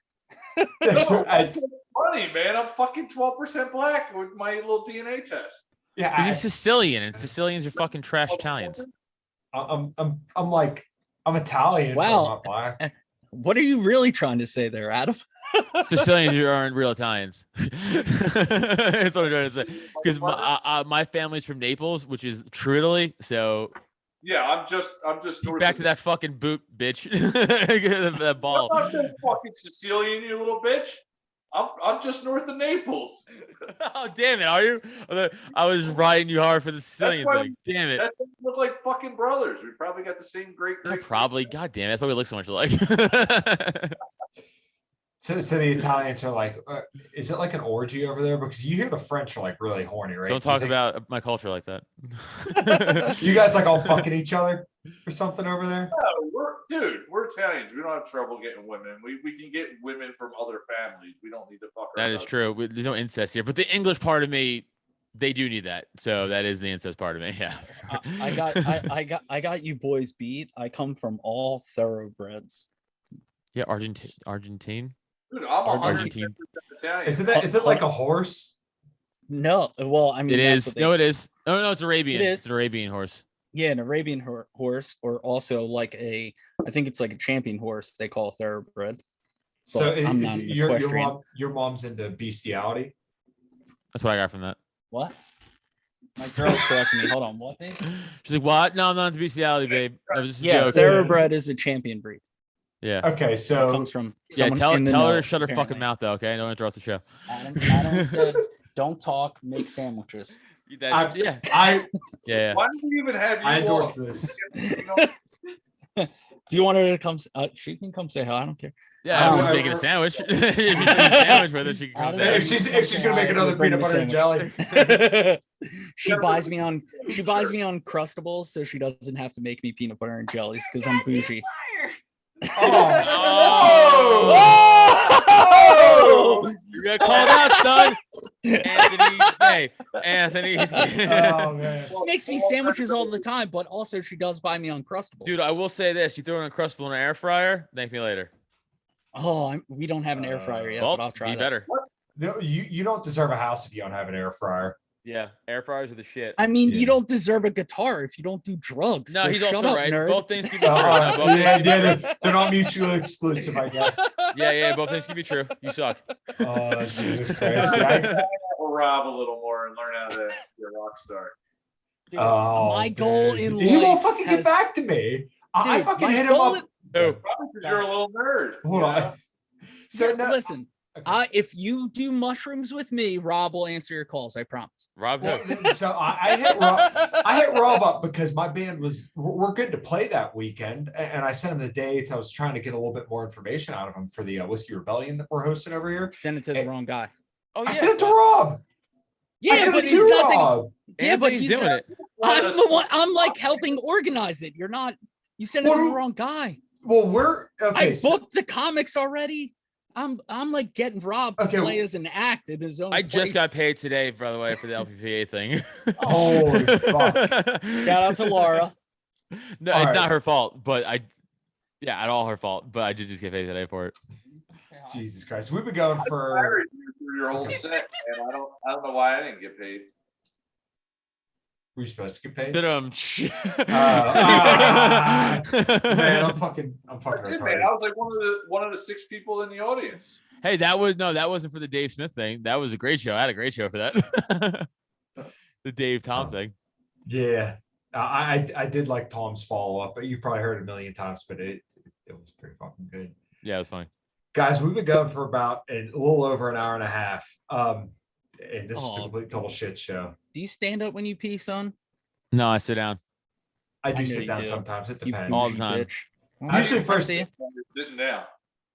What? How do you write your name when you're sitting down or sing to Cheerios? You know.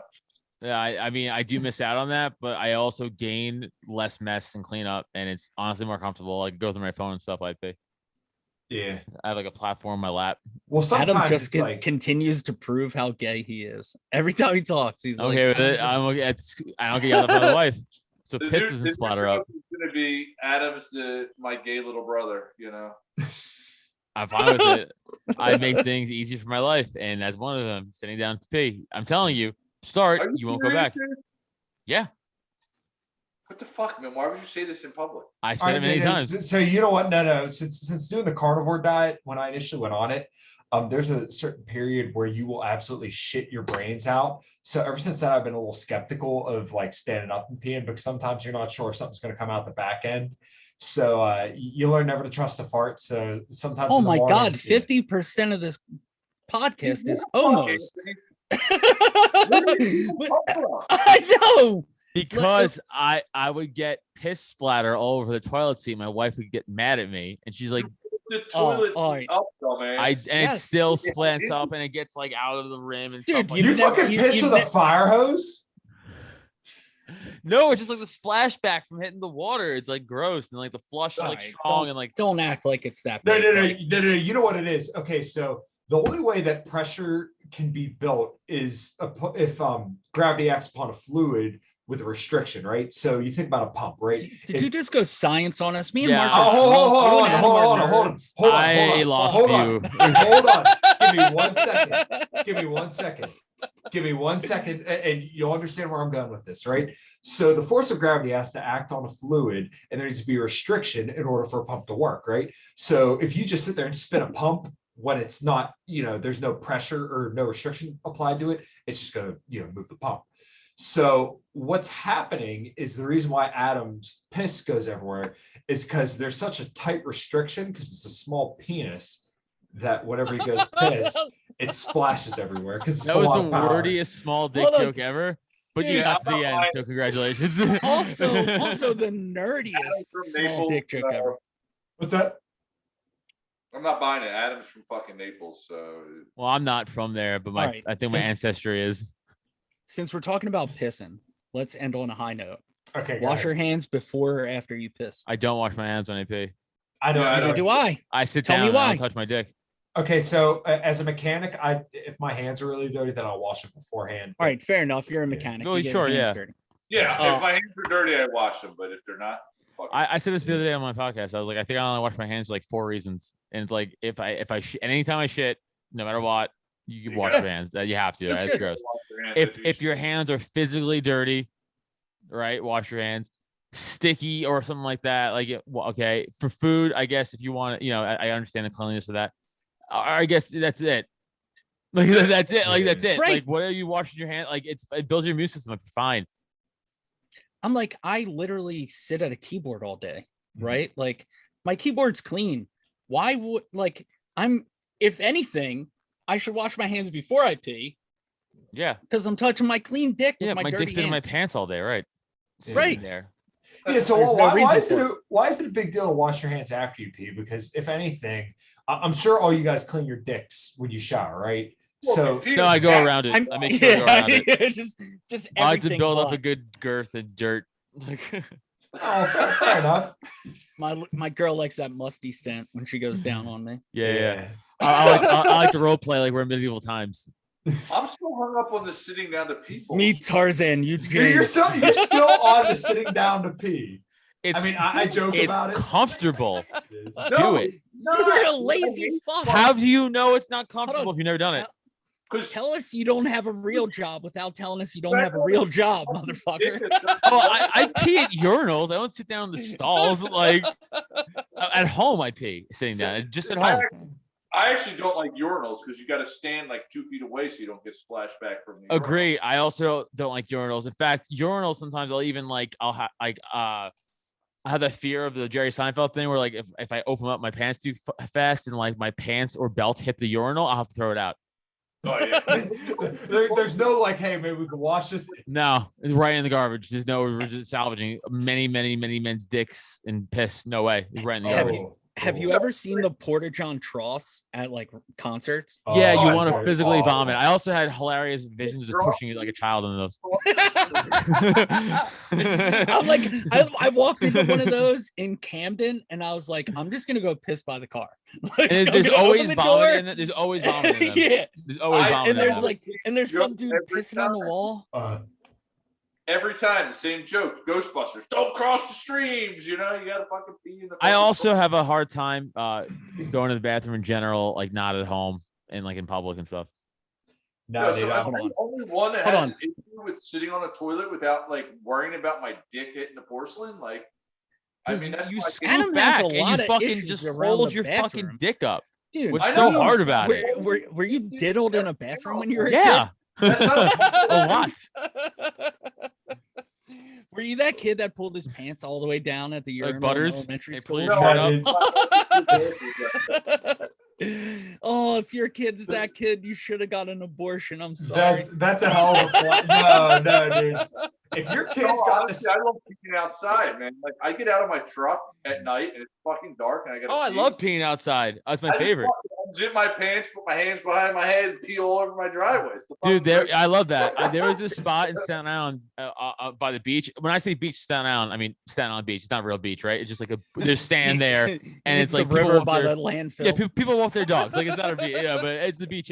But they had like the giant sand dunes to protect from all the waves or in case of flooding. And I would just stand on top of the sand dunes like 2 a.m. and just stare out the ocean of the moon and just pee. I feel like a fucking warrior, dude. Yeah. You feel like the earth of the energy coursing through your feet. You're like, I'm a god. All right. All right, so Funny story. Funny ahead, story. Since we're talking about that, during this podcast, my daughter was taking a bath and I had to pee. So when I went away, I just went and pissed in my backyard. So right on, man. Yeah, nothing wrong with that. All right, so let's end with a quick story from each and everybody. I'll tell one, and then whatever it inspires out of everybody else. We're talking about being drunk and pissing, so this is a perfect story to kind of go along with that. So I used to go to field parties, right? So we drive up like a quarter mile into this fucking field, and everybody have their trucks and kegs and shit. And I'm not white trash. I don't know what that is. I yes, guess I'm you white are trash. just a different kind. No, you're right. You're right. I'm sorry. Let me rephrase that. I'm a different kind of white trash. I don't know what that is. No, don't worry. This gets a lot more white trashier as we Okay. go along. So I'm drinking Miller High Life, right? And this is the first I'm on a Tinder date with this girl, right? So I start pounding down Miller High Life, and I'm feeling pretty good. And they pass a bottle of tequila around, right? So it makes its way to me once. I take a little swig of it, goes back around, comes back to me, and I take another swig, and I'm like, oh no, this ain't sitting right. So I go over there and I, whip my shit out and I start pissing, and I projectile vomit, right? It's because I just drank tequila and I'm feeling pretty good. So then I go grab my Miller High Life after pissing, and I walk back over to the girl and I wash my mouth out a little bit and went right back to it.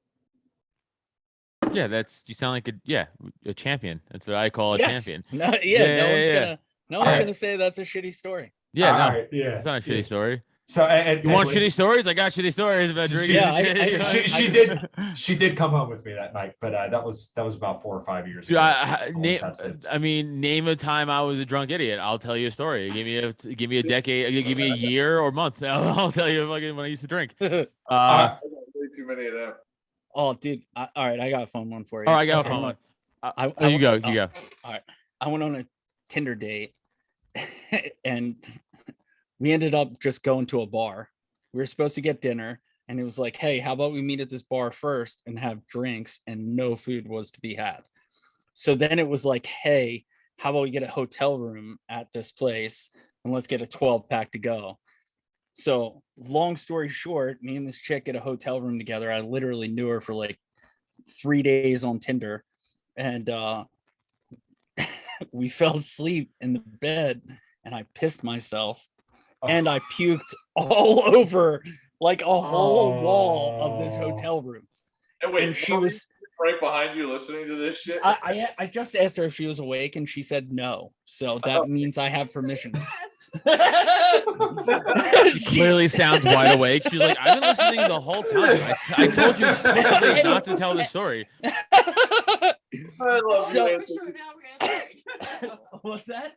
Long story short, now we're getting married. Long story short, now we're getting married. Yeah. But so what house then like then I woke the chick up because I was like, hey, I gotta get the fuck out of here. I woke her up and blamed it all on her. I was like, you fucking pissed on the bed. It's all over the place. I was like, you fucking trash. Oh my god. You owe me money for this hotel. I put it on my credit card. And she ended up giving me money for the hotel room before she left. Fucking god. That is king shit. That is fucking king shit right there. And it was so funny because I was like, because since then I'm like, I don't think I've ever pissed the bed like in my life that I can recollect except that one night. I was in my early 20s. But I would say I stopped drinking like I would say like 4 years ago officially, 5 years ago maybe. I don't drink, and not because I have a problem. I hated like the weight gain and like the way it made me feel, just like in general, like the hangover. I hated the hangover feeling and all that. Just I was like, it's not enjoyable to me anymore. So like whatever. So, but back in my early 20s, yes. And then I went to Dick, and I never turned back. But like in my early 20s, I used to drink all the fucking time, and I used to throw crazy backyard parties at my parents' house in the summertime. Like every weekend it was like a party, or every other weekend like barbecue. Like I'm barbecuing, like everyone's like guys, girl, everyone's coming over, all legal ages. I don't give a shit as long as you're 21 and up, because I don't want to also not, you don't want kids there that are like 20 hanging out drinking, because then like it's like get the fuck out of here, like it's like 21 and over, anyone's allowed, just come fucking hang out. And my friend Lauren brought her friend over, and I was like, we just met, and we had like, I'm gonna fuck you tonight, like like one of those, like you both look at each other like, we're gonna fuck, I'm like, yeah, we're gonna fuck probably tonight, like one of those, and we're drinking, having a good time. Go downstairs to my room, fuck, go back up, drinking more, having a good time. She's like, you want to like go again? And like, I'm fucking hammered now, like hammered, and I'm like, yeah. And I go, and I'm pretty sure I'm having sex with a human being at this point. I'm so drunk, and I'm like, and I'm just fucking sitting there, and I'm like, all right, so like, I finish, and I'm like, cool, and I leave. Like, I go back to the party, and then I'm like, where is this fucking bitch? Like, where the fuck? It's been like 10 minutes. I go back downstairs, and she's passed out in my bed, naked, vomit all over my bed. She threw up. And I was like, fuck. So I was like, all right, I don't know what to do here. Like, I'm not emotionally mature enough for this. Also, I'm hammered. So like two strikes, right? I'm 23 and I'm a fucking drunk idiot right now. There's no way I can handle this. 35-year-old Adam would handle that pretty easily. I would be like, oh, come on, we got this. But like 23-year-old Adam was like, this is DEFCON 5, dude. We're fucked. like we're fucked here, dude.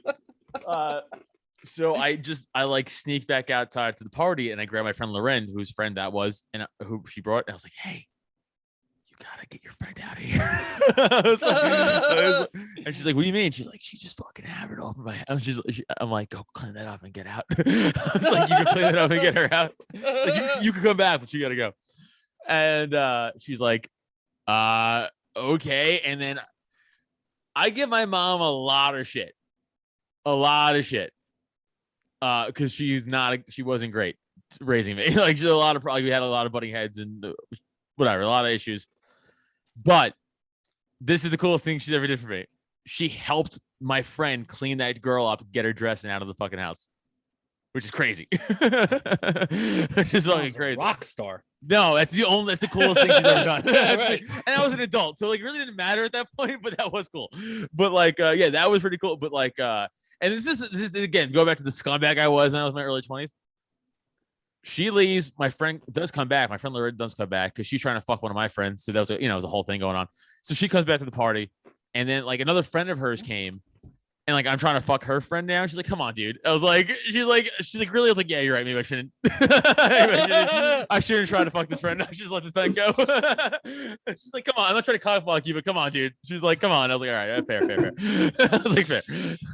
Yeah, Jesus Christ, you're so fucking bad. She fucking puked all over your bed.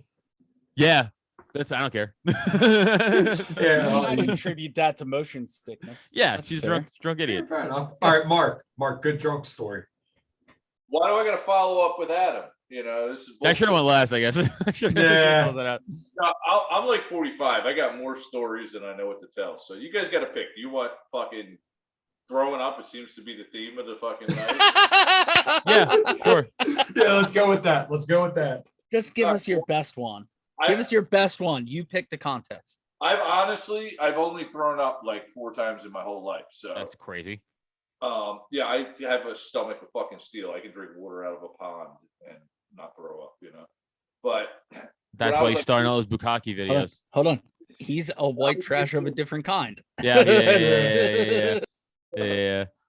So one of the times I threw up was drinking beer bongs of Budweiser and jumping on a trampoline. Oh, Jesus Christ.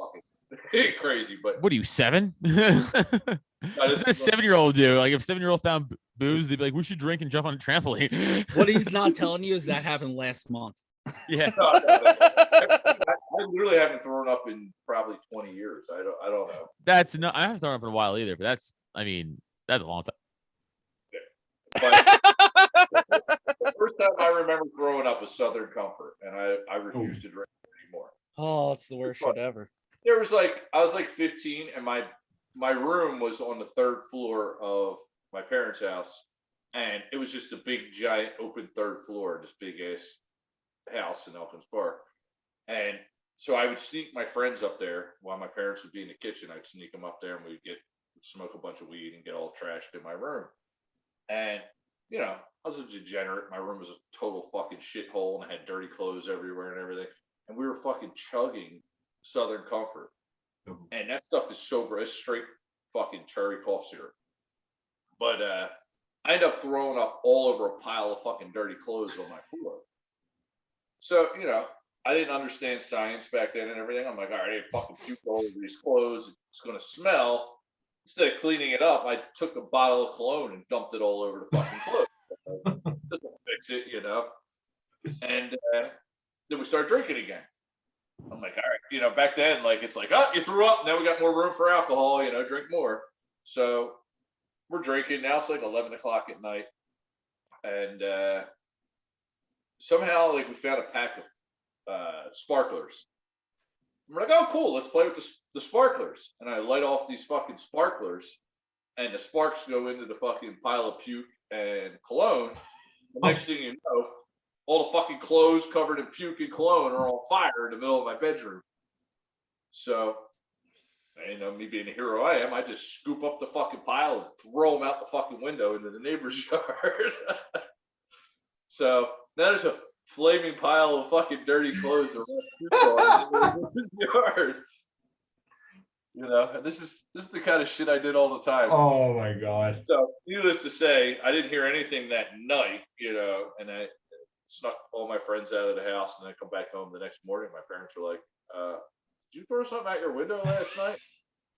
I'm like, no, it must have been, my brother or something. They're like, why are your fucking clothes all burned up in the neighbor's yard, So Jesus Christ.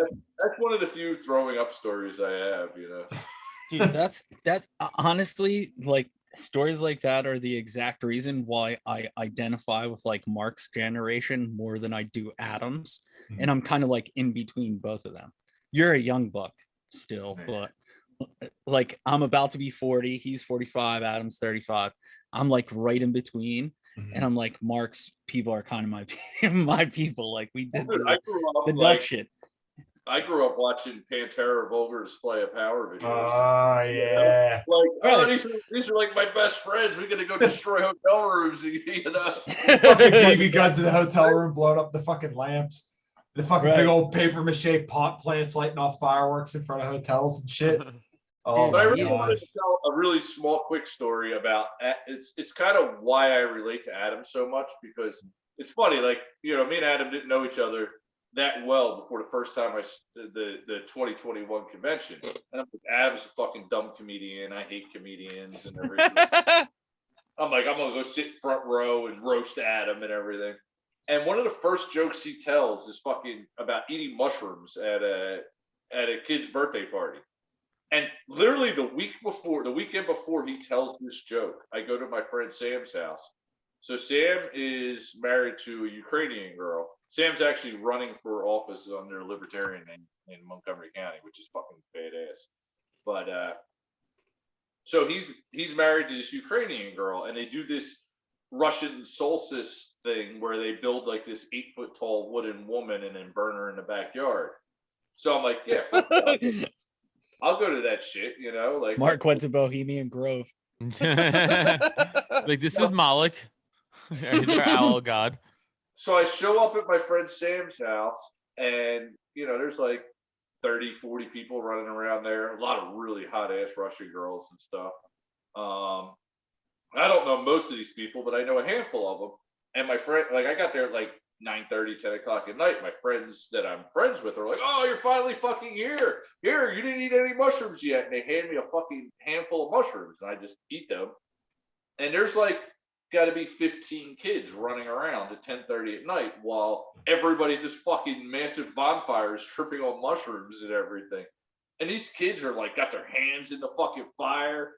I thought one of the coolest things these kids were doing, like literally like anywhere from the age of like 4 to like 16 are all running around like a pack of fucking wolves while all the adults are tripping on mushrooms. But they were taking our empty beer cans and they were putting them in a leaf blower and they were shooting at us. That's They awesome. weren't shooting them at each other. They were shooting them at the adults. It was fucking Oh, that's so much fun. So like I'm literally at this fucking Russian solstice party with a bunch of kids tripping on mushrooms, and I'm waiting for this dumb comedian to come out on stage. And the first joke he tells us, "You ever eat mushrooms at a kid's birthday party?" And I was like, yes. And you're like, yes, weirdly identifiable. Jesus Christ, guys, we've been going for like 2 hours now. Damn. All right, hold on. Let me say this. Oh, here we go. Jesus Christ. We're going for 3. We're going for 3 for sure. This is funny. I mean, we might as well. That's right? subjective. You know the rules. You can't say that, and you better be funny. Do you remember the first time we met? Do you remember the first show of mine you did? You talking to me? Yeah. Yeah. You're looking at the camera, dude. I don't know the fuck. We're all looking at the You're same the camera. only fucking person on this call who's No. Fuck Fuck no. You hold on. I want you, Mark, and common witness. You said, "Do you know how the first time we met?" Right? That's all he said. He didn't say Adam. Right, shut up. Thank you. Thank you. How do you know that? Anyway, I assumed he was talking to How Adam, the fuck could you guys? Whatever. All right. You know what? Suck my dick. Suck my dick. Whatever. Anyway, the first time I met Adam, it was because I had met his podcast partner, Neil, first. Neil had done my show a couple times, and then he convinced Adam to come. And Adam came and did my show, and then afterwards I talked to him, and he told me my show kind of sucked. he was like, "Hey, this place is like," he goes, "This place could use a little touching up, but also you have way too many fucking people on the show." Wait, am I wrong? And he was like, "And you're not paying people," and I was like, "Bro, we're gonna be friends eventually," and look how it turned out. Was I wrong? No, not at all. Right. I mean, fast forward, I quit that shit. When they first started running shows, they would have like fucking 20 comics on the show, each doing like 10 minutes. And it wasn't like they vetted the comics. It was like anyone who said they did comedy could just do the show.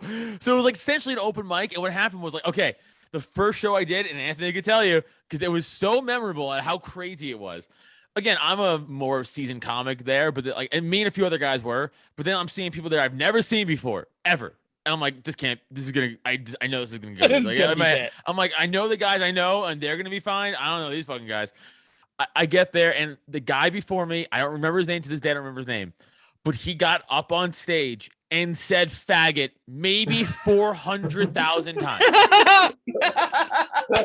I know. No, that's my buddy Mike Laro. And he's the worst. He sucks. Here's the He's thing, terrible. though. There was no reason to say the word. It was just a filler word like Yes.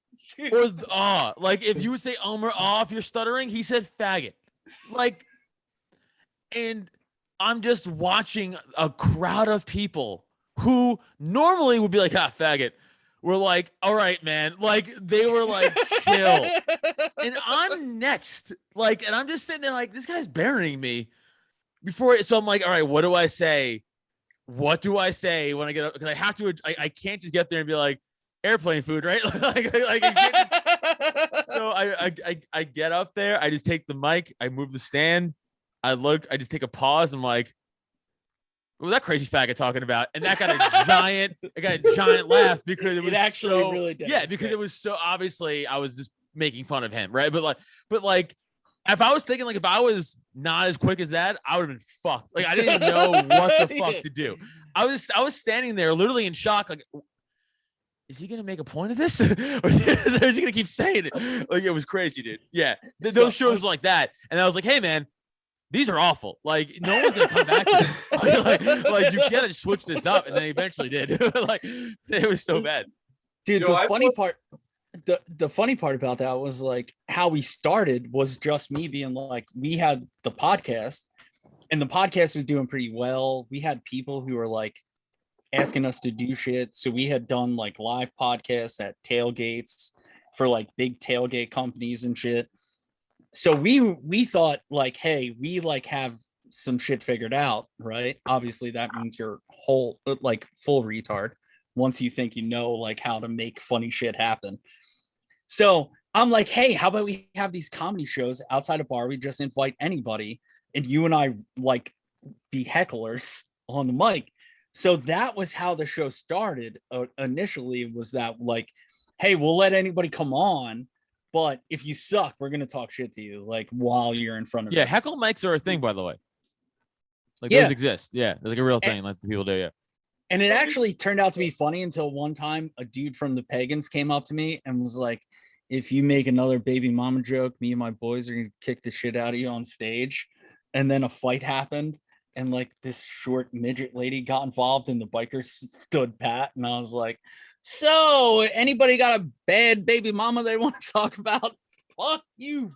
And I called them faggots. It was, and my partner was like, dude, he's like, don't say that. Don't like, he's like, I'm not going to stop you from getting fucked up. Yeah. So then it went from like, hey, we did like 6 shows at that one place, which was a tent in the fucking parking lot. So like we started talking to places that had space. So now we have like a legit like kind of venue and a guy we can work with, and we just did the same. Still ran it like an outside shit show. yeah, exactly. Yeah, and I was like, dude, this is not gonna work. You guys, what I like to call, you did a night at the Roxbury, where like if you guys remember the point where the club that Chaz Palminteri was trying to build, or that he got the idea from, was all the outside stuff was inside the club, like taxi cabs and like benches and shit. That was like why not have the outside inside the club instead of the inside? That was you did. You outside the inside of your club. But also at the same time, in fairness, we were also competing with COVID lockdowns and shit. And because of that, like so the place we had a huge inside, and I actually tried to do shows at that place later by myself, but the owner of that venue sucks, and that place just kind of sucks in general. But they had an inside room that we literally, like our first show there, shelved 88 people in the middle of a pandemic. So it was like, how 12 or 20 people didn't complain that we were having a super spreader event is beyond me. But then they got like this outside. So this bar used to have a pool house, they called it, and it had an in-ground pool. And they literally framed out the inside of the in-ground pool to level it out with the rest of the floor and laid plywood down to make it a flat platform. And then we just shoved a bunch of tables and chairs in there. And we're like, technically it's an outside venue. There's no bathroom in here. And we could roll up windows on one side. And we packed like 100 people in there, handful of time. Nice. Mark, go ahead. We close this show out with Adam's NSA joke because I fucking love that joke. An NSA joke. Yeah. I don't have an NSA joke. TSA. I'm sorry. No, I'm not doing bits on the podcast. That's the hackiest shit ever.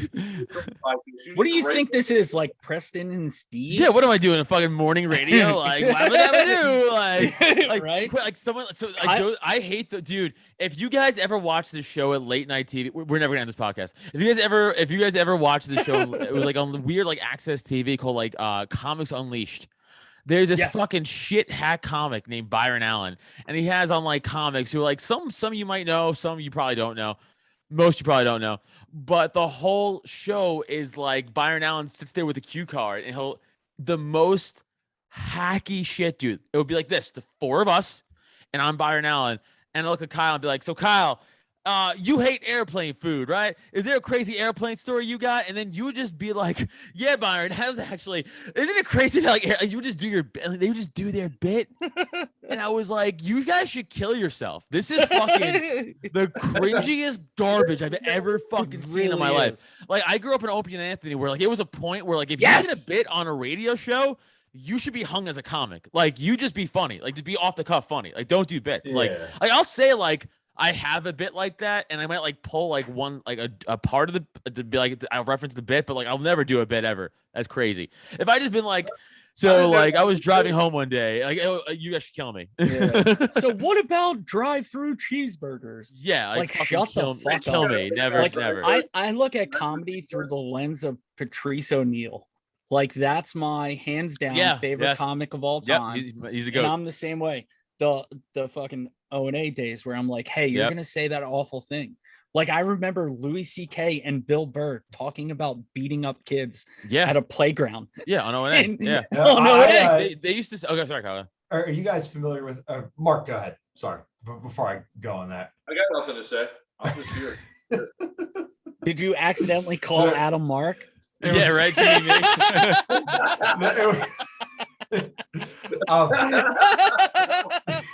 On the show. Now I really like. I forget what you guys were talking about earlier, but it reminded me of an Alonzo Bode bit. Where yeah, really, you don't like him? I thought he was hilarious. No, Bode is pretty good. Yeah, I mean he's woke as fuck. He's decent, but he's not too, like, yeah. When he's not talking about woke stuff, he's good. Yeah, so one of my favorite bits, I remember watching this back like when it first came out, I want to say, and he said, Barack Obama was getting all cocky with his Nobel Peace Prize and everything. And he thought he was the most famous black guy in the world until Tiger Woods came along and said, "Really? What's what happens when I fuck around?" That whole bit, that's a good line. Oh, he's fucking fantastic. Yeah, that's a good line. I going back to just like the O&A days, like I remember like sometimes they would bring on like new comics and like they didn't get it.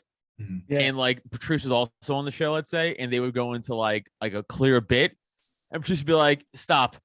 Like he would just stop them in the middle of their. He's like, "Could you be funny?" Like he would just call them out like live on the air, like, "Be funny. Have you tried being funny? Can you do that? Like no, I hate that too. Like comics who come in with like bits, like for any podcast, radio show is fucking like, dude, you fucking suck. Like, be funny. Just try to be funny. If I can recommend any videos to anybody, if you just go on YouTube and look up Patrice O'Neal in any setting, Any facet, like you will see like that dude's a thoroughbred of comedy. He's the greatest comic.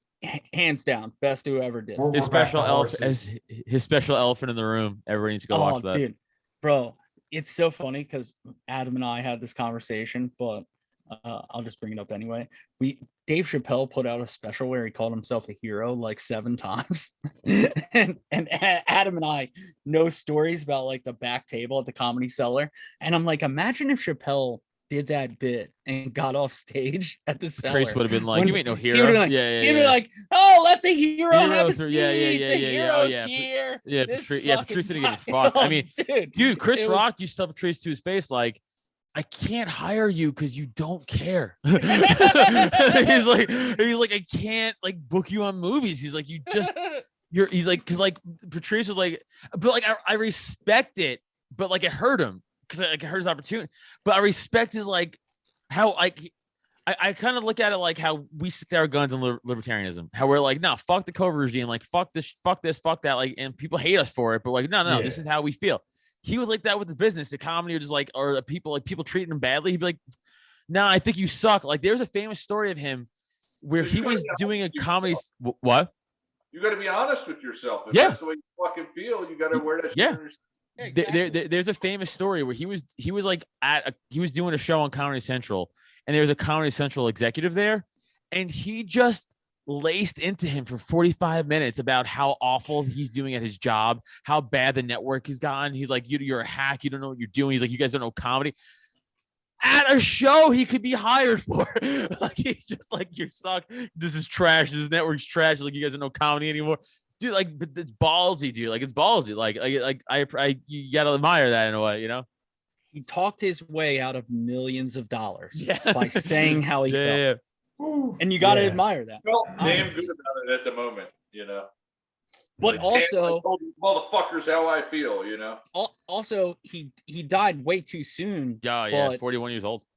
But if you think about it, like he would have been Alex Jones.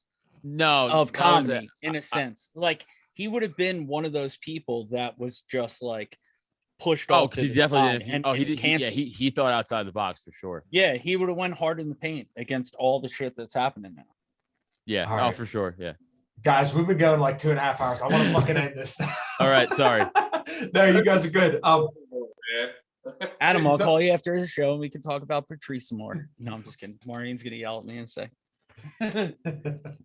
Just kidding. Luckily, this microphone doesn't pick up her snoring. I feel bad for your listeners, Kyle. They had to listen to our bullshit. Like, we didn't actually. I think you tried to ask us a couple questions at one point. But it fell flat. That's all right, man. No, this is a good time. You can't Larry King shows like this, bro. No, you do that to Rob Wolf. You don't do it to Adam and Looper and me. It just doesn't happen. Looper. I tried. I gave it a sincere try. Guys, plug your shit, Anthony. No. Yo, look, he's trying to start it again. Just plug your shit and go. I know. I'm fucking with you guys. Anthony Portillo on Twitter. Yo with a Y-O. Anthony, if you don't know how to spell that, you're an idiot. Portio, motherfucker. Best EVC in the game. Yeah, you have podcasts you probably want to plug too, right? Yeah, the Broken Windows podcast on YouTube. Thanks, Adam. I should have let it go. No, but I do co-host the Broken Windows podcast. We're like 3 deep. We have like 15 subscribers, so we'll take a few more. That would be awesome. I'm one of them. Go listen to Porcupine. Go listen to Cult of Us. Come see me do comedy. Follow me on Twitter at Adam Nutter. YouTube.com/Adam Nutter. YouTube.com/Cult of Us. April 16th at the Pop In, Chalfont, Pennsylvania, right outside of Philly. 2 shows, 7, 9:30. Natalie Cuomo's headlining. And then April 30th up at the Shell in New Hampshire, Rollingsford. Come on out. It's gonna be a fucking blast. That's it. Fucking all right. Looper. That sweet moment when the Adderall kicks in. I got nothing to plug. I'm not on Twitter. I don't have a podcast. I'm just Oh, you could go You buy have one a of these radio sweet- show. One of these No, I sweet was two about shirts. to. Give me a fucking break, man. I was about to.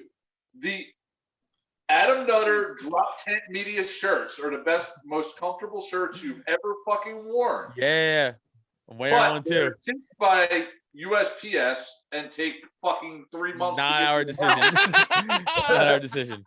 But no, I honestly got to say, the only podcasts I listen to are The Porcupine and Liberty and Health, and I'm going to Broken check Windows? out Windows. I never Broken Tables, whatever the fuck you call Broken it. tables. The WWE TLC, podcast. broken tables, ladders, and chairs.